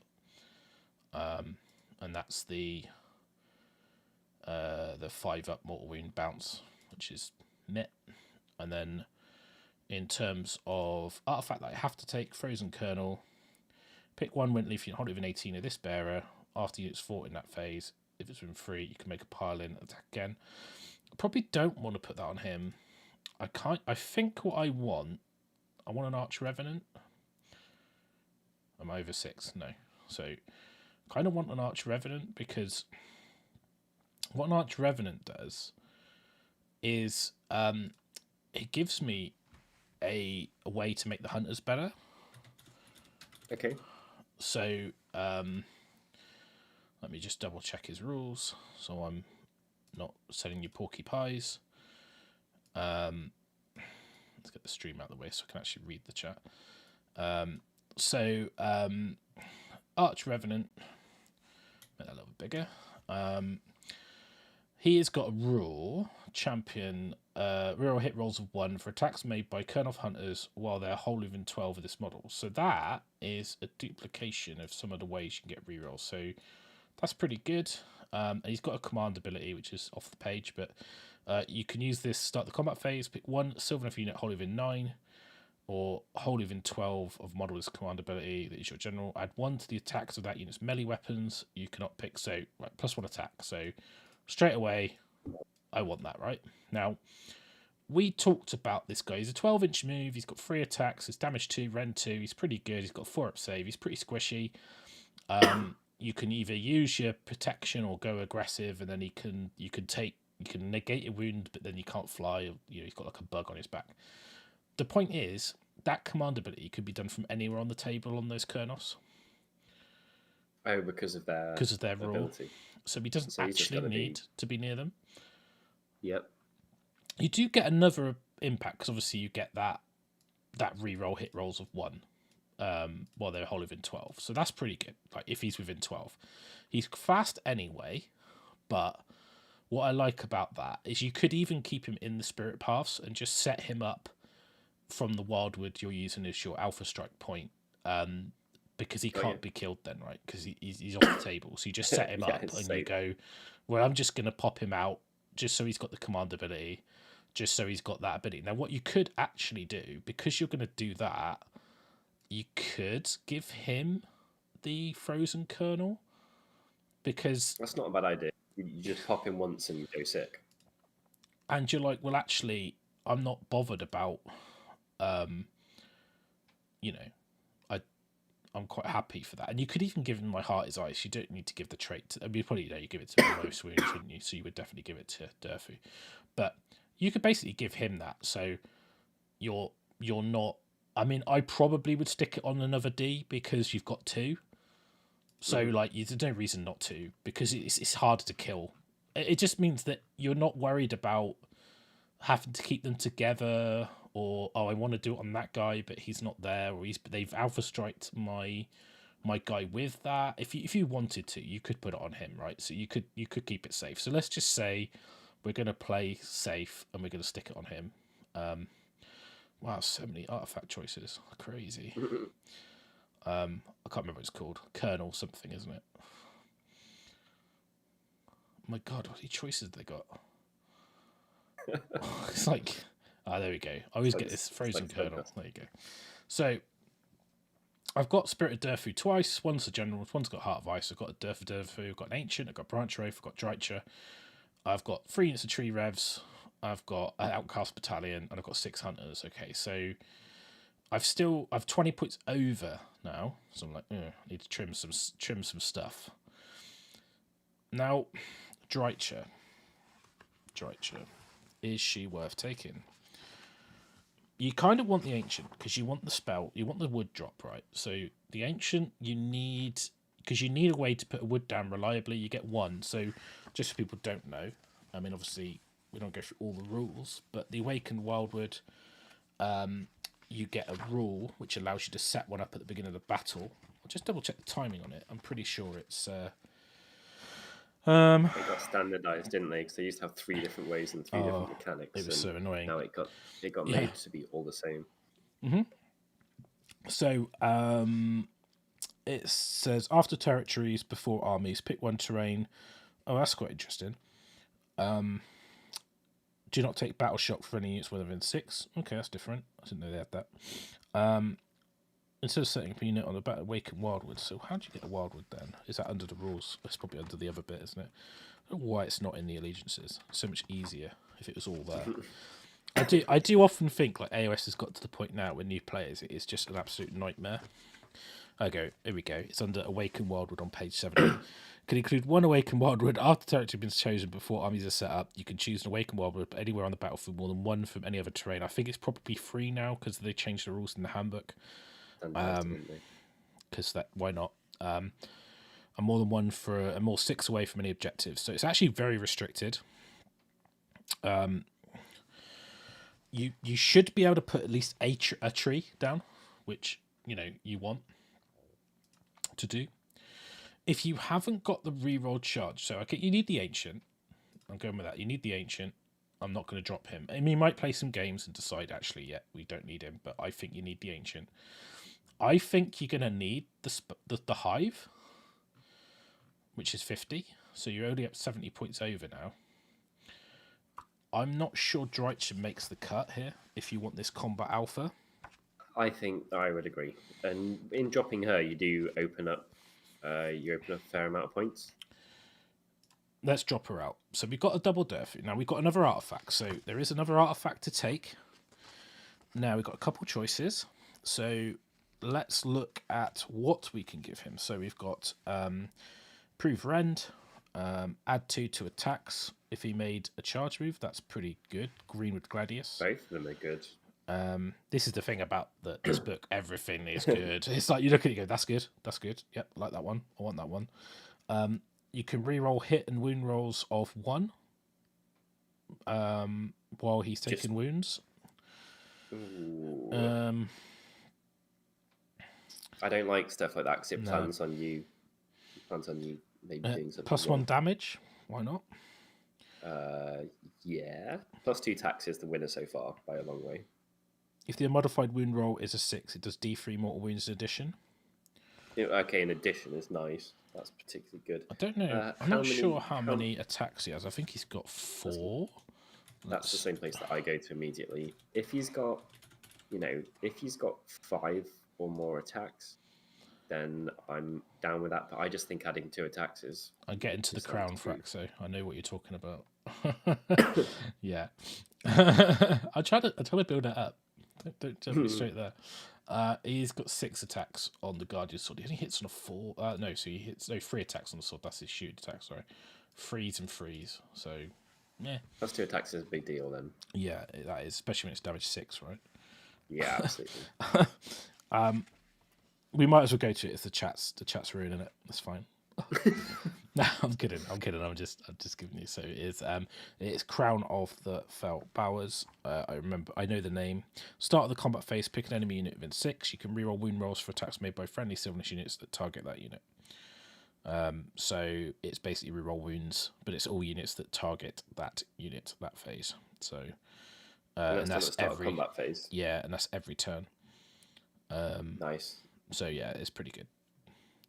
That's worth it, even if you're the only person attacking that unit. It's still great. Well, you've got reroll to hits because you've got the command ability, right? You've got if you're within 12 of the Archer Revenant, you get reroll 1s. I believe Winterleaf gives you if the amount of hit roll is a 6, it does 2 hits. So because you're rerolling to wounds, you're getting an extra wound roll you can reroll, if that makes sense. Yeah, absolutely. And then you get a double pile-in attack from the Frozen Colonel once per battle. So yeah, it's okay. You can do stuff with that. Dirtho or six hunters would go pretty sick with that, wouldn't they? That's enough to spaff your load early and then leave your opponent just having to deal with the carnage. Yeah, and that's pretty good. I think there's so many good choices. So if you got damage, that's a really good one because it does everything. you could even go for +2 run and charge on the bearer, just so you've got, if you don't get the swarm, if you've still got a threat. You can go for just the extra cast is still good. You know, you can have +2 to unbind as well is good. I mean, there's so many good ones. I mean, you almost argue you want a second formation. Now, what you could do, and this is a bit cheeky, you could double up on the outcast, I believe. Don't think there's any reason why you couldn't take it twice. So you could basically double it up. So you could go. Someone's going in the chat's going to tell me you can't do this now. Double outcast. If you've dropped, actually, there's no reason you can't do it. I've double rucked in the past. It's not unique. Oh, I've put the wrong revs in. Oh, I might have had the wrong revs in for a long time. Hang on, I might have had that wrong. That's why I was saying spike revs earlier. Yeah, they're cheaper, aren't they? So, they're going to be 30 points over. Yeah. Oh, damn it. You could. Do you care about the branch wraith? You probably want that. You could drop the hive. I don't know. You've got more. You're less needing dudes, aren't you? If you just put 3 more units in. Yeah, but just getting a unit of Dryads whenever you need it, it's just too good. And it's a second wizard. It's not whenever you need it, though. It's cast on a 7. Yeah, it just seems like it always goes. It's something your opponent has to stop, though, isn't it? It is. It is, yeah. If it goes off. No, let's not do that. Let's not do that. Okay, let's go. Spike Swarm Hive. Let's drop out half of those because we don't want that many of those rubbish guys. Okay, so we got 250 points left basically. So it's what could we do with that? So hunters are what? 180. 180. So could go for a unit of 9 with scythes. I mean, that's all eggs in one basket, isn't it? That's a scary basket. You might as well go big or go home, innit? What drops is that list? Is it like 5 or less, 4 or less? 1, 2. It's quite a few actually. It's like 1, 2, 3, 4, 5, 6 drops, 7 drops. It's quite a lot because it's every hero. None of the heroes are in it, right? So that's like 5 drops straight away. Then it's the formation and the scythe, so it's 7. Okay. I say you could as well, like if you really wanted to, you could go for 30 Dryads, but I'm like, if you just want the bodies, right? Yeah. Let's see this, because I think the Dryads are what for 30? 270. So it's 20 points over, but you could. So why isn't the Arch-Revenant 80 points? Because he's really good. But I think like if you're leaning into the great swords, what else could you do? Ally unit says Could we put some sharks in? I was just about to joke about that.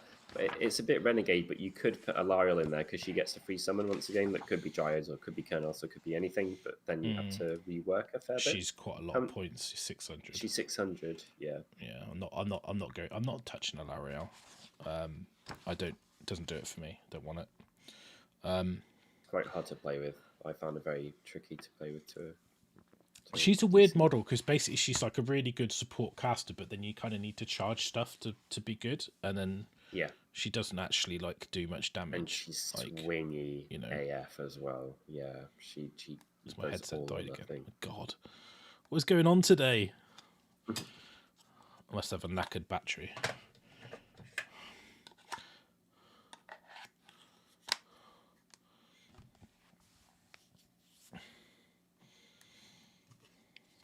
Because it's Sunday.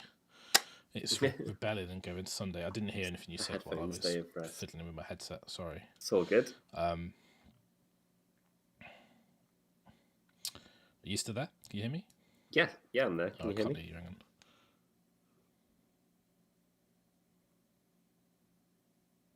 I can leave and come back. Oh my God. I'm leaving. I'm going to have to go to Renegade mode. I don't know why it's playing up. Did that fix it? I left and came back.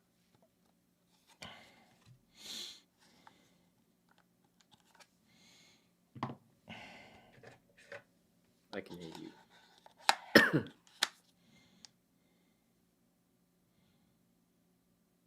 We good? Test, test.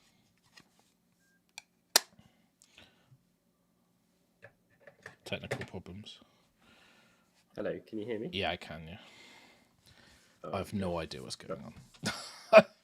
the life of live streaming. We'll get there. It was fine last time. I blame £20 wired headphones. I think it's they just auto shut off because they thought it'd been idle for so long. Even though, because I think it's because it's something to do with the stream, but it's fine. Anyway, so okay, so Kurnoth Hunters. We got the Hunters, we got the Revs. So I mean, you could fit out with anything. You've got 250 points. 10 block of Tree Revenants, because I like the idea of it. Yeah, I mean, you could literally just go, well, actually, let's just spend 240 points on 3 units of Tree Revs. You know, you get up in your drops, but you end up with a decent amount of bodies that can teleport around the table. Oh, they can move so much, yeah. I think you could put 8 units of Tree Revenants in, and it would not be a bad idea. I know a lot of people, they would say, and I see that like Fraxis in the chat is like, oh, I'll put 30 Dryads in. But the thing is, like, found with Dryads, they're a lot of bodies, but they don't really last. Like, not these days. They used to be so much. I think I'd rather have 3 units of 5 Revs than I would 1 unit of 30 Dryads, just because they're in 3 different places. I'll completely agree entirely. And it's not like you're missing roadblocks either. If you look at your hero selection. No. So allies, we've got essentially Sylvaneth, Stormcast, and Wanderers. Now, I know someone mentioned earlier about Wolf Bites and about Sisters of the Watch. Yeah, they're not a bad option. I actually, this is going to be like a bit like, you could literally go the Liberators.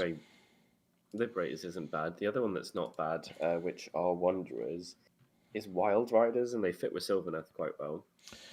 So, right, I'll say it's right. So people go put 30 Dryads in, right? 30 Dryads, 270 points, right? 15 Liberators, 270 points. I would much rather have 15 Liberators. Yeah, agreed. Like, leave them on their own. They'll be fine. They'll do what you want them to. 30 wounds with 4 up save. So you've got the same amount of wounds. You've got better armor save. They do more things. They just do more. Got some Grand Hammers in there. Yeah. You end up with 3 of them. I mean, you could even go with just 10, and then I've got 70 points left. And you know, with Stormcast, there's so many choices, so much stuff. Even like Aether Wings are 40. So you could just go, I want some chaff, I'll put some Aether Wings in. You could even put some shooting in. If you couldn't get reroll to ones reliably, or you know you're finding it difficult to get it in, you could put an Azeroth in there. I always talk about Azeroth. I think they're brilliant. I mean, you're up to 5 heroes, so you do have a hero spot. So that's good. Like, if any of those heroes are providing any rerolling of 1 to hit mechanics, you can just place it with a, you know, doesn't need a command ability, doesn't need a spell, just stands there. No. 3 up, save, 5 wound hero who's not bad in combat. Mm-hmm. And then you can even, like, for me, the more I look at like the Hunter Greatswords, the more I'm like, do I really want them? Are they good? Are they worth having? I suppose probably are. They got quite a lot of wounds. They can wrap around people. They can improve their own save. Yeah, I don't think they're bad. No. I think for me, like, with that 250, I'm trying to look what else you could put in here. Like, Sylvaneth, you might put in some sharks, but again, like, you're gonna get 2 sharks? No, I don't think they add as much to that army as they do to other armies. But I don't. Yeah, I agree. Like, you can mess around with pile-ins. You could run eels, but then, like, I don't even think they're very good, because without the without being like Domhain or Futan or having the Sylvaneth tide rules, or having you're paying for a 16-inch move and a re-rolling charge, which is, you know, not bad base stats, but they're not quite what they are. Because like a unit of 6 Morsar, which is the spear ones, that's 340. That's more than that's almost the same as the hunters. I think they don't really do. I don't think they do enough without the other stuff. So I'm not loving that, to be honest. Like, Wonders, what do we have? A Nomad Prince, whatever, and then Have they got Eternal Guard, like Sisters of Eternal Guard aren't a bad option. Do you have Wild Riders in? Are they Wanderers? I believe so. Yes, they are. Yeah. They're I think they're overlooked as a unit that can go off on its own and is scary on the charge. Is this stuff in cities? This is old compendium stuff, or is it in cities? It's in cities now. So I can actually have a look, because I'll have the cities book here, I believe. Yes, they're at the very, very back of it. And where they should be. No.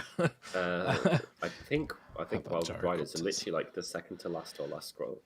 You can't actually put gyros in unless you're Ironbark Fraxer, because they don't have cities as allies, bizarrely, this book. So otherwise you'd have a lot more choice. So yeah, Sisters of the Watch. I definitely put gyros. Of course you would.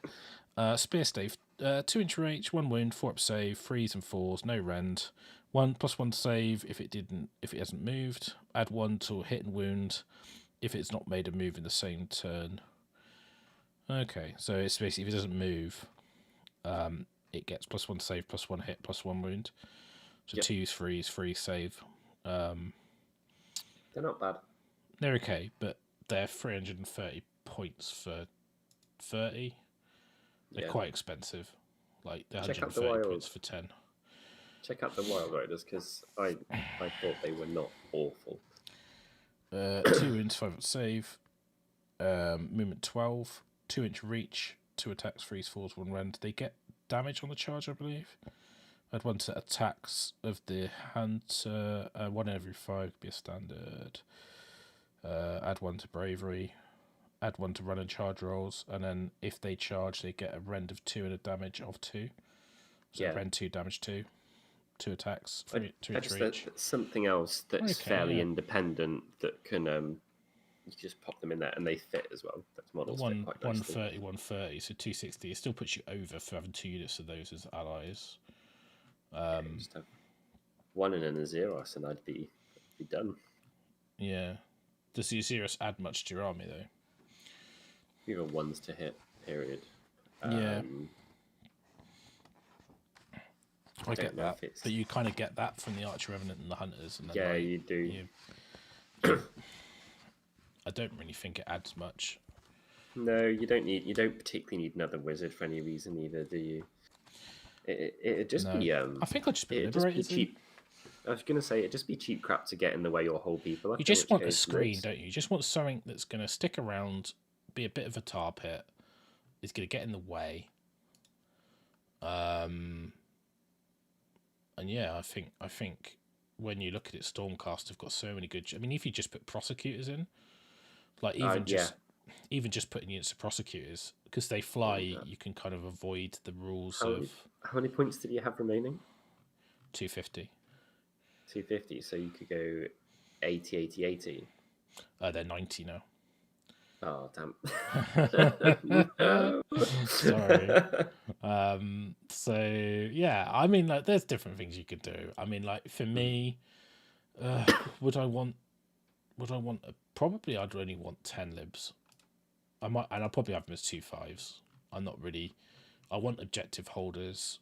Are they better than revs for teleporting? No, but they do more resilience, I think. Potentially. Yeah. They are a solid ally option. Yeah, I don't. Sometimes I just think you might just want to stick with revs. Rev. Like, screw it, you're not low drops at this point, are you? Well, you've thrown that ship has sailed, so you might as well go MSU. I think Sylvaneth worked best in MSU. That's 2,000 on the nose. So 5 libs, 2 units of 5 tree revs, 3 units of spike revenants, 6 hunters, a branch wraith, arch revenant, an ancient, a Durfu. That's okay. Like, I think that's a big army. You're gonna and the those hive. 2 units of revs as well are gonna be so irritating for people. Yeah, and I think they've got so much bigger shit to worry about, but they're going to be out there winning games with their 180 points worth of value or whatever it is, 160. And you could just swap if you don't want to put Liberators in. You could just swap it to Revs. Yeah, it's a good shout. Heraldor might be good. For but I think your hero slots. I think the list wears a Triumph well, actually. Yeah, I mean you're not under for a Triumph, but you could literally go, well, actually, the good thing about Revs, right? And it comes down to the hive. You can have them near the hive, so you can almost have like a bubble of Sylvaneth that you hive up. Yeah. And then they can like use their teleport, and they get the bonus to charge, and they get the reroll of dice anyway. That's a really good point. So maybe that's where the value of the 10 really comes from. Then you you might. If all else fails, and that's gone off, you just charge them up and then run them off at someone. They'll probably die, but they're going to hit hard enough that they'll do a fair bit of damage before the opponent gets to fight back if they're the first thing attacking. Yeah, one failed charge or run roll. Yeah. So that's good odds. Is it one dice from the charge, or is it? It's the roll, so I guess it would be both dice. Okay. But it's still, you're getting +3 charge with a reroll. 6 of a reroll. It's pretty good, right? Yeah. So his Protected Glaive gets damage too. He's the champion I was thinking of, where he's a little bit better than average. Yeah, I mean, there's other options you could do with artifacts. You could go Shaman, and you could put the Ignore Rend on the Ancient. I mean, the problem with Sylvaneth, and this is the thing that people say, is that you suffer from mortal wound. Like you're just susceptible, aren't you? I mean, yeah. One way to get around that is to have lots of crap, I think. Well, and I there isn't even an argument that you go, well, actually, I want to do the damage from range, and those hunters could be 2/3, so then you could change your glade that you're not really, and you don't need the revenant then, and then you can mess around with it. But for me, like, I was looking at something like trying to get the bonus to charges, trying to get my core cheap. You want, from a spell point of view, you're probably taking like the sort of the I imagine probably Throne, and maybe you wouldn't actually, because you only get one cast. I mean, you can sort of like gear it up for the next turn. I think Sylvaneth do warrant you being patient. I think they're an army that you've got the potential to alpha. So you could almost have this set up ready to go and be like, well, don't want you to go. And a lot of people, when they play against Sylvaneth, you don't want you to go first because you get to position your woods and be aggressive. But I don't necessarily think you need to be aggressive with Sylvaneth. No, I think they're fantastic for it. I mean, especially with this many drops, your opponent could not have a clue where your army was deploying. Well, you could deploy something off the table, couldn't you? I mean, it doesn't have to be there. So regrowth is obviously, you're going to take regrowth on the Ancient. There's probably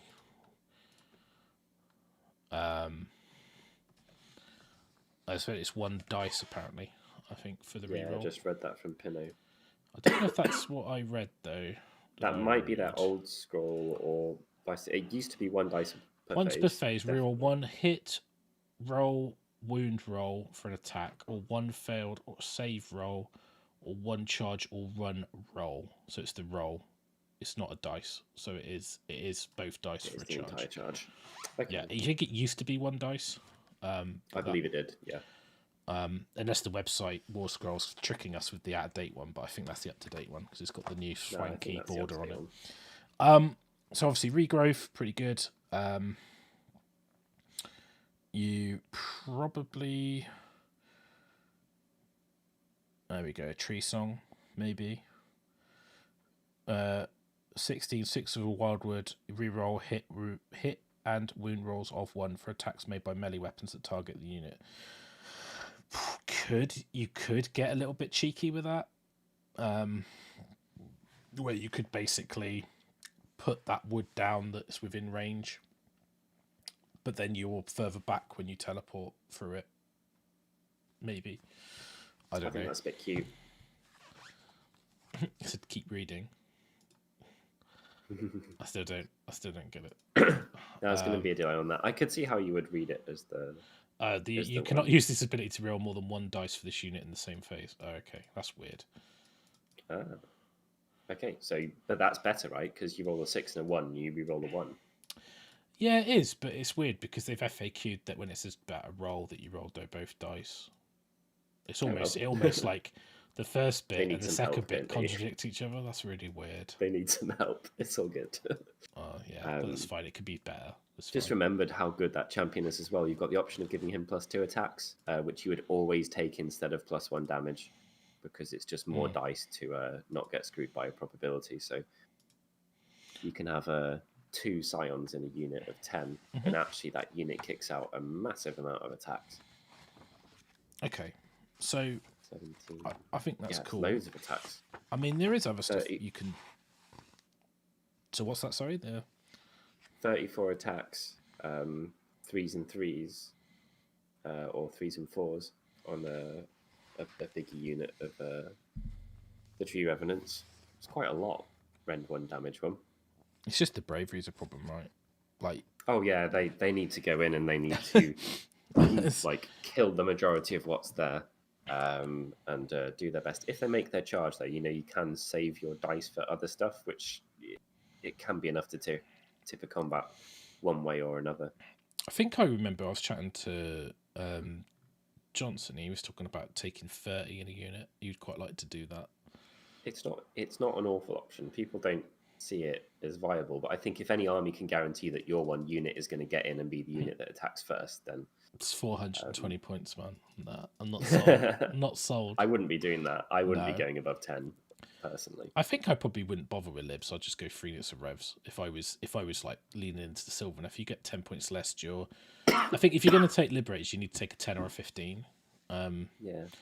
If you're taking revs, 10, then you could have a 10 and a 5, and you've got the option of lining up the 10. Yeah, it's not a bad popping them off.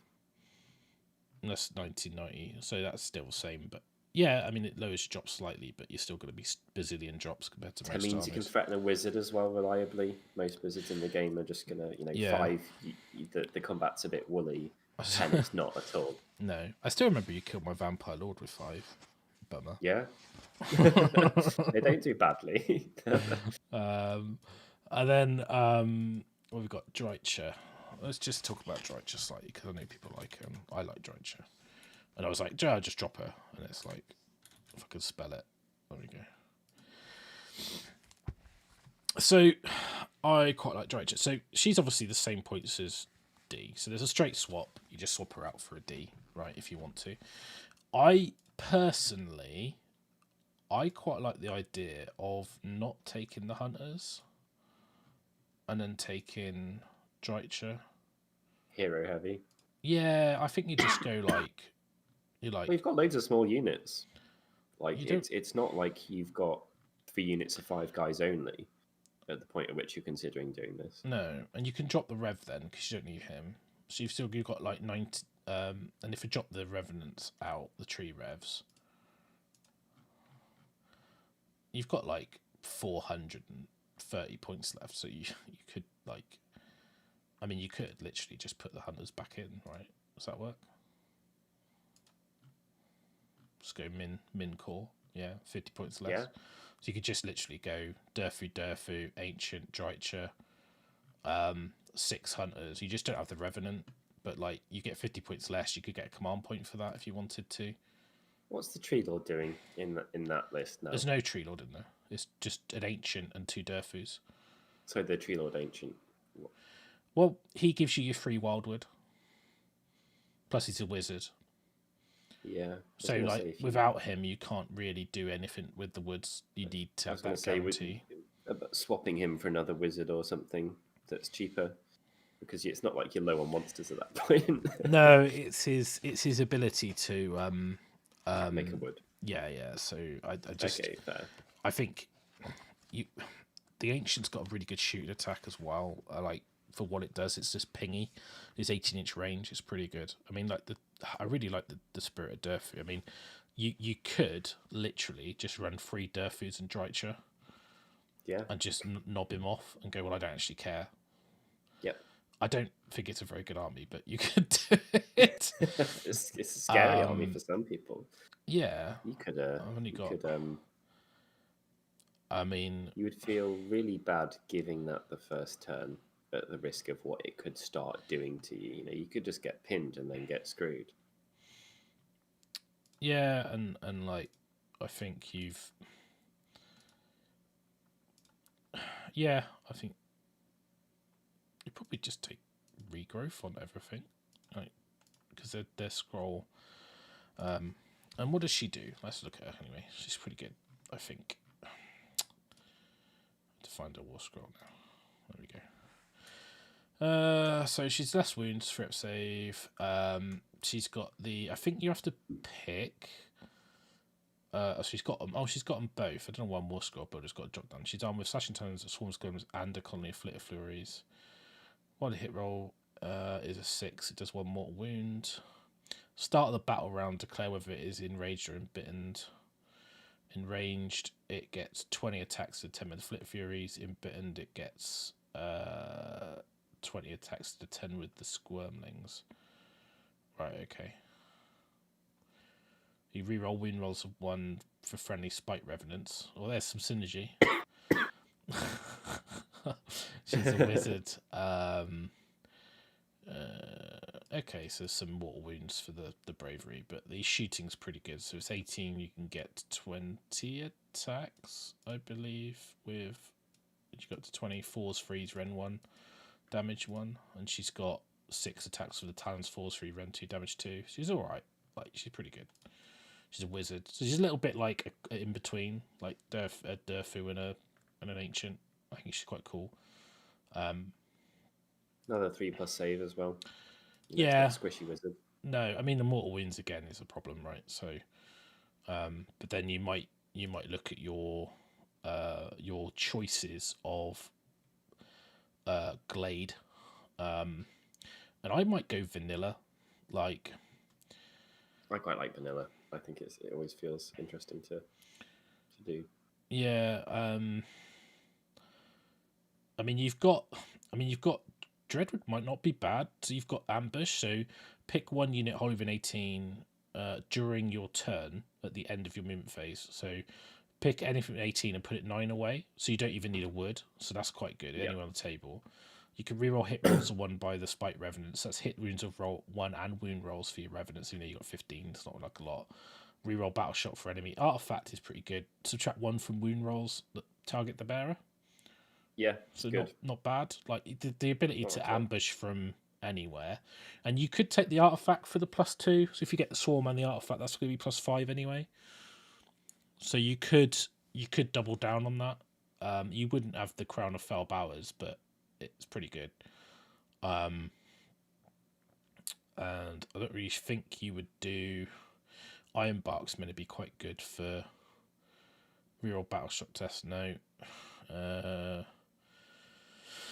I'll 2 + 60 3 mortals. Okay, fine. It's a command ability though. Reroll save rolls made by missile weapon target by missile weapons. Add 1 to wound. No, all a bit junk in it. No. Yep. Subtract 2 for the number of wounds. Spirits of Durfu, Tree Lord Ancients, and Tree Lords, and their row of the damage table. Oh, that's not a bad shout actually. Think about that other list. We had like 250 points. Could just put a Tree Lord in, like like a vanilla Tree Lord. So. Yeah, that'd work. And then you could even drop the... You could do that formation if you... Yeah, I was just literally about to say that. You chop the Wraith to the Witch. So you drop the Wraith to a Witch. Sorry, I've gone off the Deutsche list already. Everyone's going to be like, what are you doing?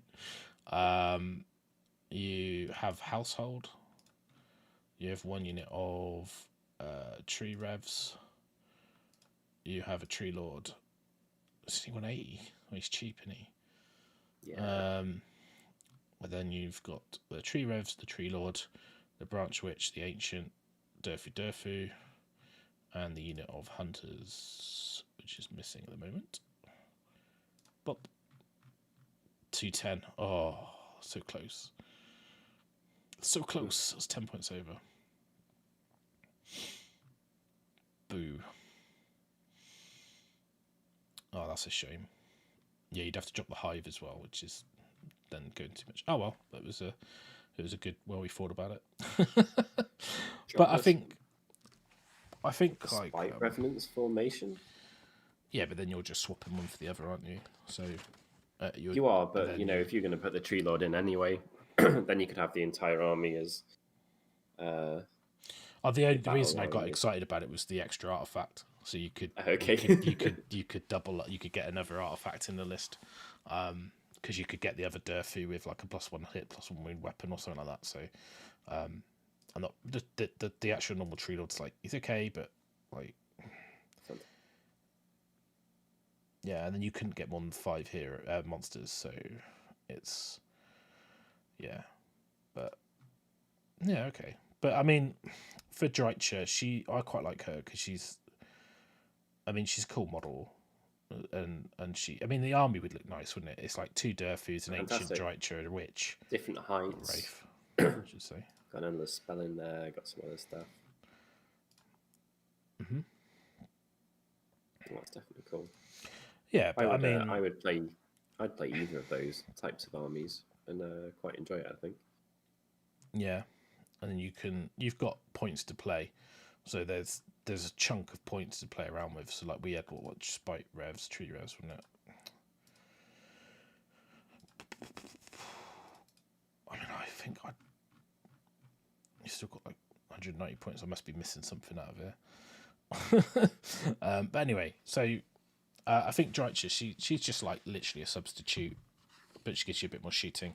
Because I think the shooting is not to be understated. I mean, the army is going to be tough to use. I think you need to be like patient with it. Yeah. I kind of think if you lean into the movement shenanigans with Dreicher, you could go Dreadwood, and you've got like more tree revs, and then you could literally go into the like trying to play a long game and collect objectives. I think that's the issue. Is like the survivability of units is fairly weak. That's why you need the big guys. But anything that does a lot more, you're going to struggle. Yeah, you have to have a big guy. If your little guy's going in, they want to be going in next to a big guy, which is going to be a little bit tricky to engineer. But I think there's enough flexibility in the movement of the army in total that you could have a decent chance of being able to do that. Yeah. But I think for me, like the power in the book is definitely like trying to do the charging reliably with big things that aren't easy to kill, that can stomp you and can do some tricks, and then or you just try and get as much shooting hunters. I mean, I don't really rate shooting hunters, but I don't think that there's better armies. If you want to do that, there are better armies, but that are less Marmite as well. Yeah, but I do like the tree, the Arch Revenant for his ability, and I do like the big unit of hunters. I think it looked nice on the table. The first list we had. That's where I was looking at doing that, and then I'd play around with the households accordingly to see what looked good. I mean, you've got 3 units of spites, 3 units of tree, 6 hunters, 2 Durfus, an ancient, a branch wraith, and an archer revenant, and it's like 1990. It looks really nice. It's got the swarm as well.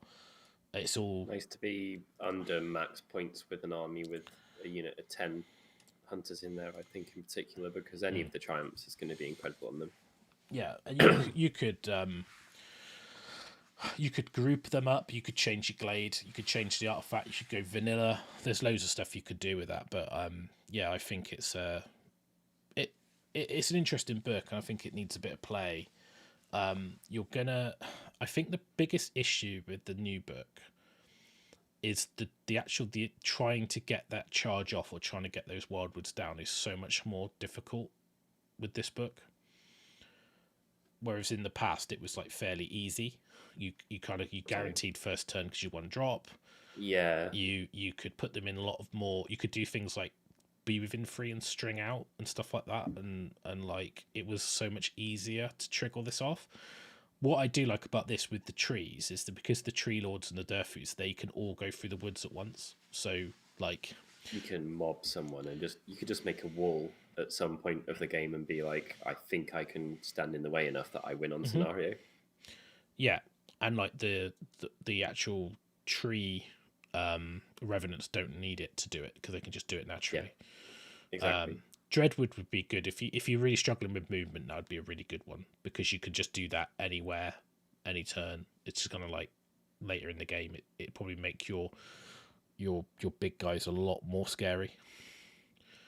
But I mean, you could run triple Durfu and just not bother with the hunters and the rev rather than Dreicher. As what we say, put Dreicher in, but you could just put another Durfu in. You could just have 3 of them. Yeah. So. Yeah, the heroes are fairly interchangeable, aren't they? The big ones. Well, they're both 300, so it's exactly. I think Dreicher gives you that extra thing that you don't have, which is, you know, she's a wizard and stuff like that. And I think when you put her in, because you don't have the Revenant, you're saving a fair amount of points. You're saving a bit more because your 6 hunters becomes her. You're saving like 80 points there, plus you're saving 100 points from the hero. So you're getting a chunk of points, which then makes something like putting in 15 Liberators not too big a deal. Like I just put some more Tree Revenants, and it was 6 units of them hopping around, and that'll make. I like the idea of having like one screen of them, like like that's 2,000 on the nose, right? So, like if you, so that's Durfu, Dreicher, Ancient, Wraith, 5 revs. 5 spites, 5 spites, 5 spites in the formation, 2 units of tree revs, 15 liberators, and the hive, and that's 2,000 on the nose. So that's a good list. Like I think that gives you that you've got one blob of resilient that aren't going to need babysitting or supporting. They're just going to stand there and do their thing. And if you had someone within range to reroll Battle Shock, all the better. Yeah, and I think like. 15 Liberators is 30 wounds for the 4-up set. I'd rather have that than 30 Dryads, basically, is what I'm saying. Yeah, agreed. But yeah, it'd be interesting to see how it goes. I think triple D would be nice, but I do like Dreicher. I think she gives you that extra thing that you don't have. It's an extra wizard. It's an extra. I mean, there is other endless spells. You could even look at putting the worm in that gives you the healing as well to try and keep you guys up. Yep. So definitely a lot. But anyway, we've done that. I mean, like Tom sent us a load of lists. I'm sure there's a lot more that could be done with them. I think if I was playing them, that's what I would go to. Like I would go to that list as a starting point, and then from that see what happens. I think that's quite funny. I'm looking at some of his. One of them's got the giant in it, the whale biter. Oh yeah. So it's got the spite swarm hive in it as well. Spirit of Durfu, Dreicher, and the whale biter. There you go. 4 units of tree revs. 5 units of tree revs. That's quite good. Then Alariel Durfu. Then the whale biter again. He's got a lot of lists with the giant in it. It's like Alariel, Dreicher, Durfu, Celestant Prime again. It's not a bad ally. No, Prime goes well. Yeah, so some cool options. Anyway, I think we've spoken a lot of Sylvaneth. Yeah, so hopefully you guys enjoyed that, and if you've got any ideas in the chat, want to put them in the comments, let us know. Yeah, let us know what battle tome you'd like us to pick with us next. We're super happy to, it doesn't have to be one that is not frequently taken. You could say give us a different take on KO or Tzeentch or anything like that. We're happy to cover whatever people would be interested in listening in. Yeah, and if you enjoyed it, give us a like and all that kind of algorithm stuff. We want to do more live streams to get more interactions. So if you guys like this sort of content, let us know. We kind of try to do them periodically, and hopefully we'll get an update from Chewy about the Realmhammer stuff probably in a couple of weeks, and then we'll do another Hobby Hero Award, and we've got some exciting new achievements to add. If you've got any ideas for those, you can even put them in the comments on this video, or you can go to our Discord, and there's a channel in there which is for achievements, and you can just say, I want to do these ones, and then we can go from that. And I think that's about it. So thanks very much for joining us and giving us all your comments. Cheers for the input. All of those who've been telling us helpful things about different units. It's been really, really useful. All right, guys. Thanks for watching, and we'll catch you all again soon. See you in a bit, peeps. Bye.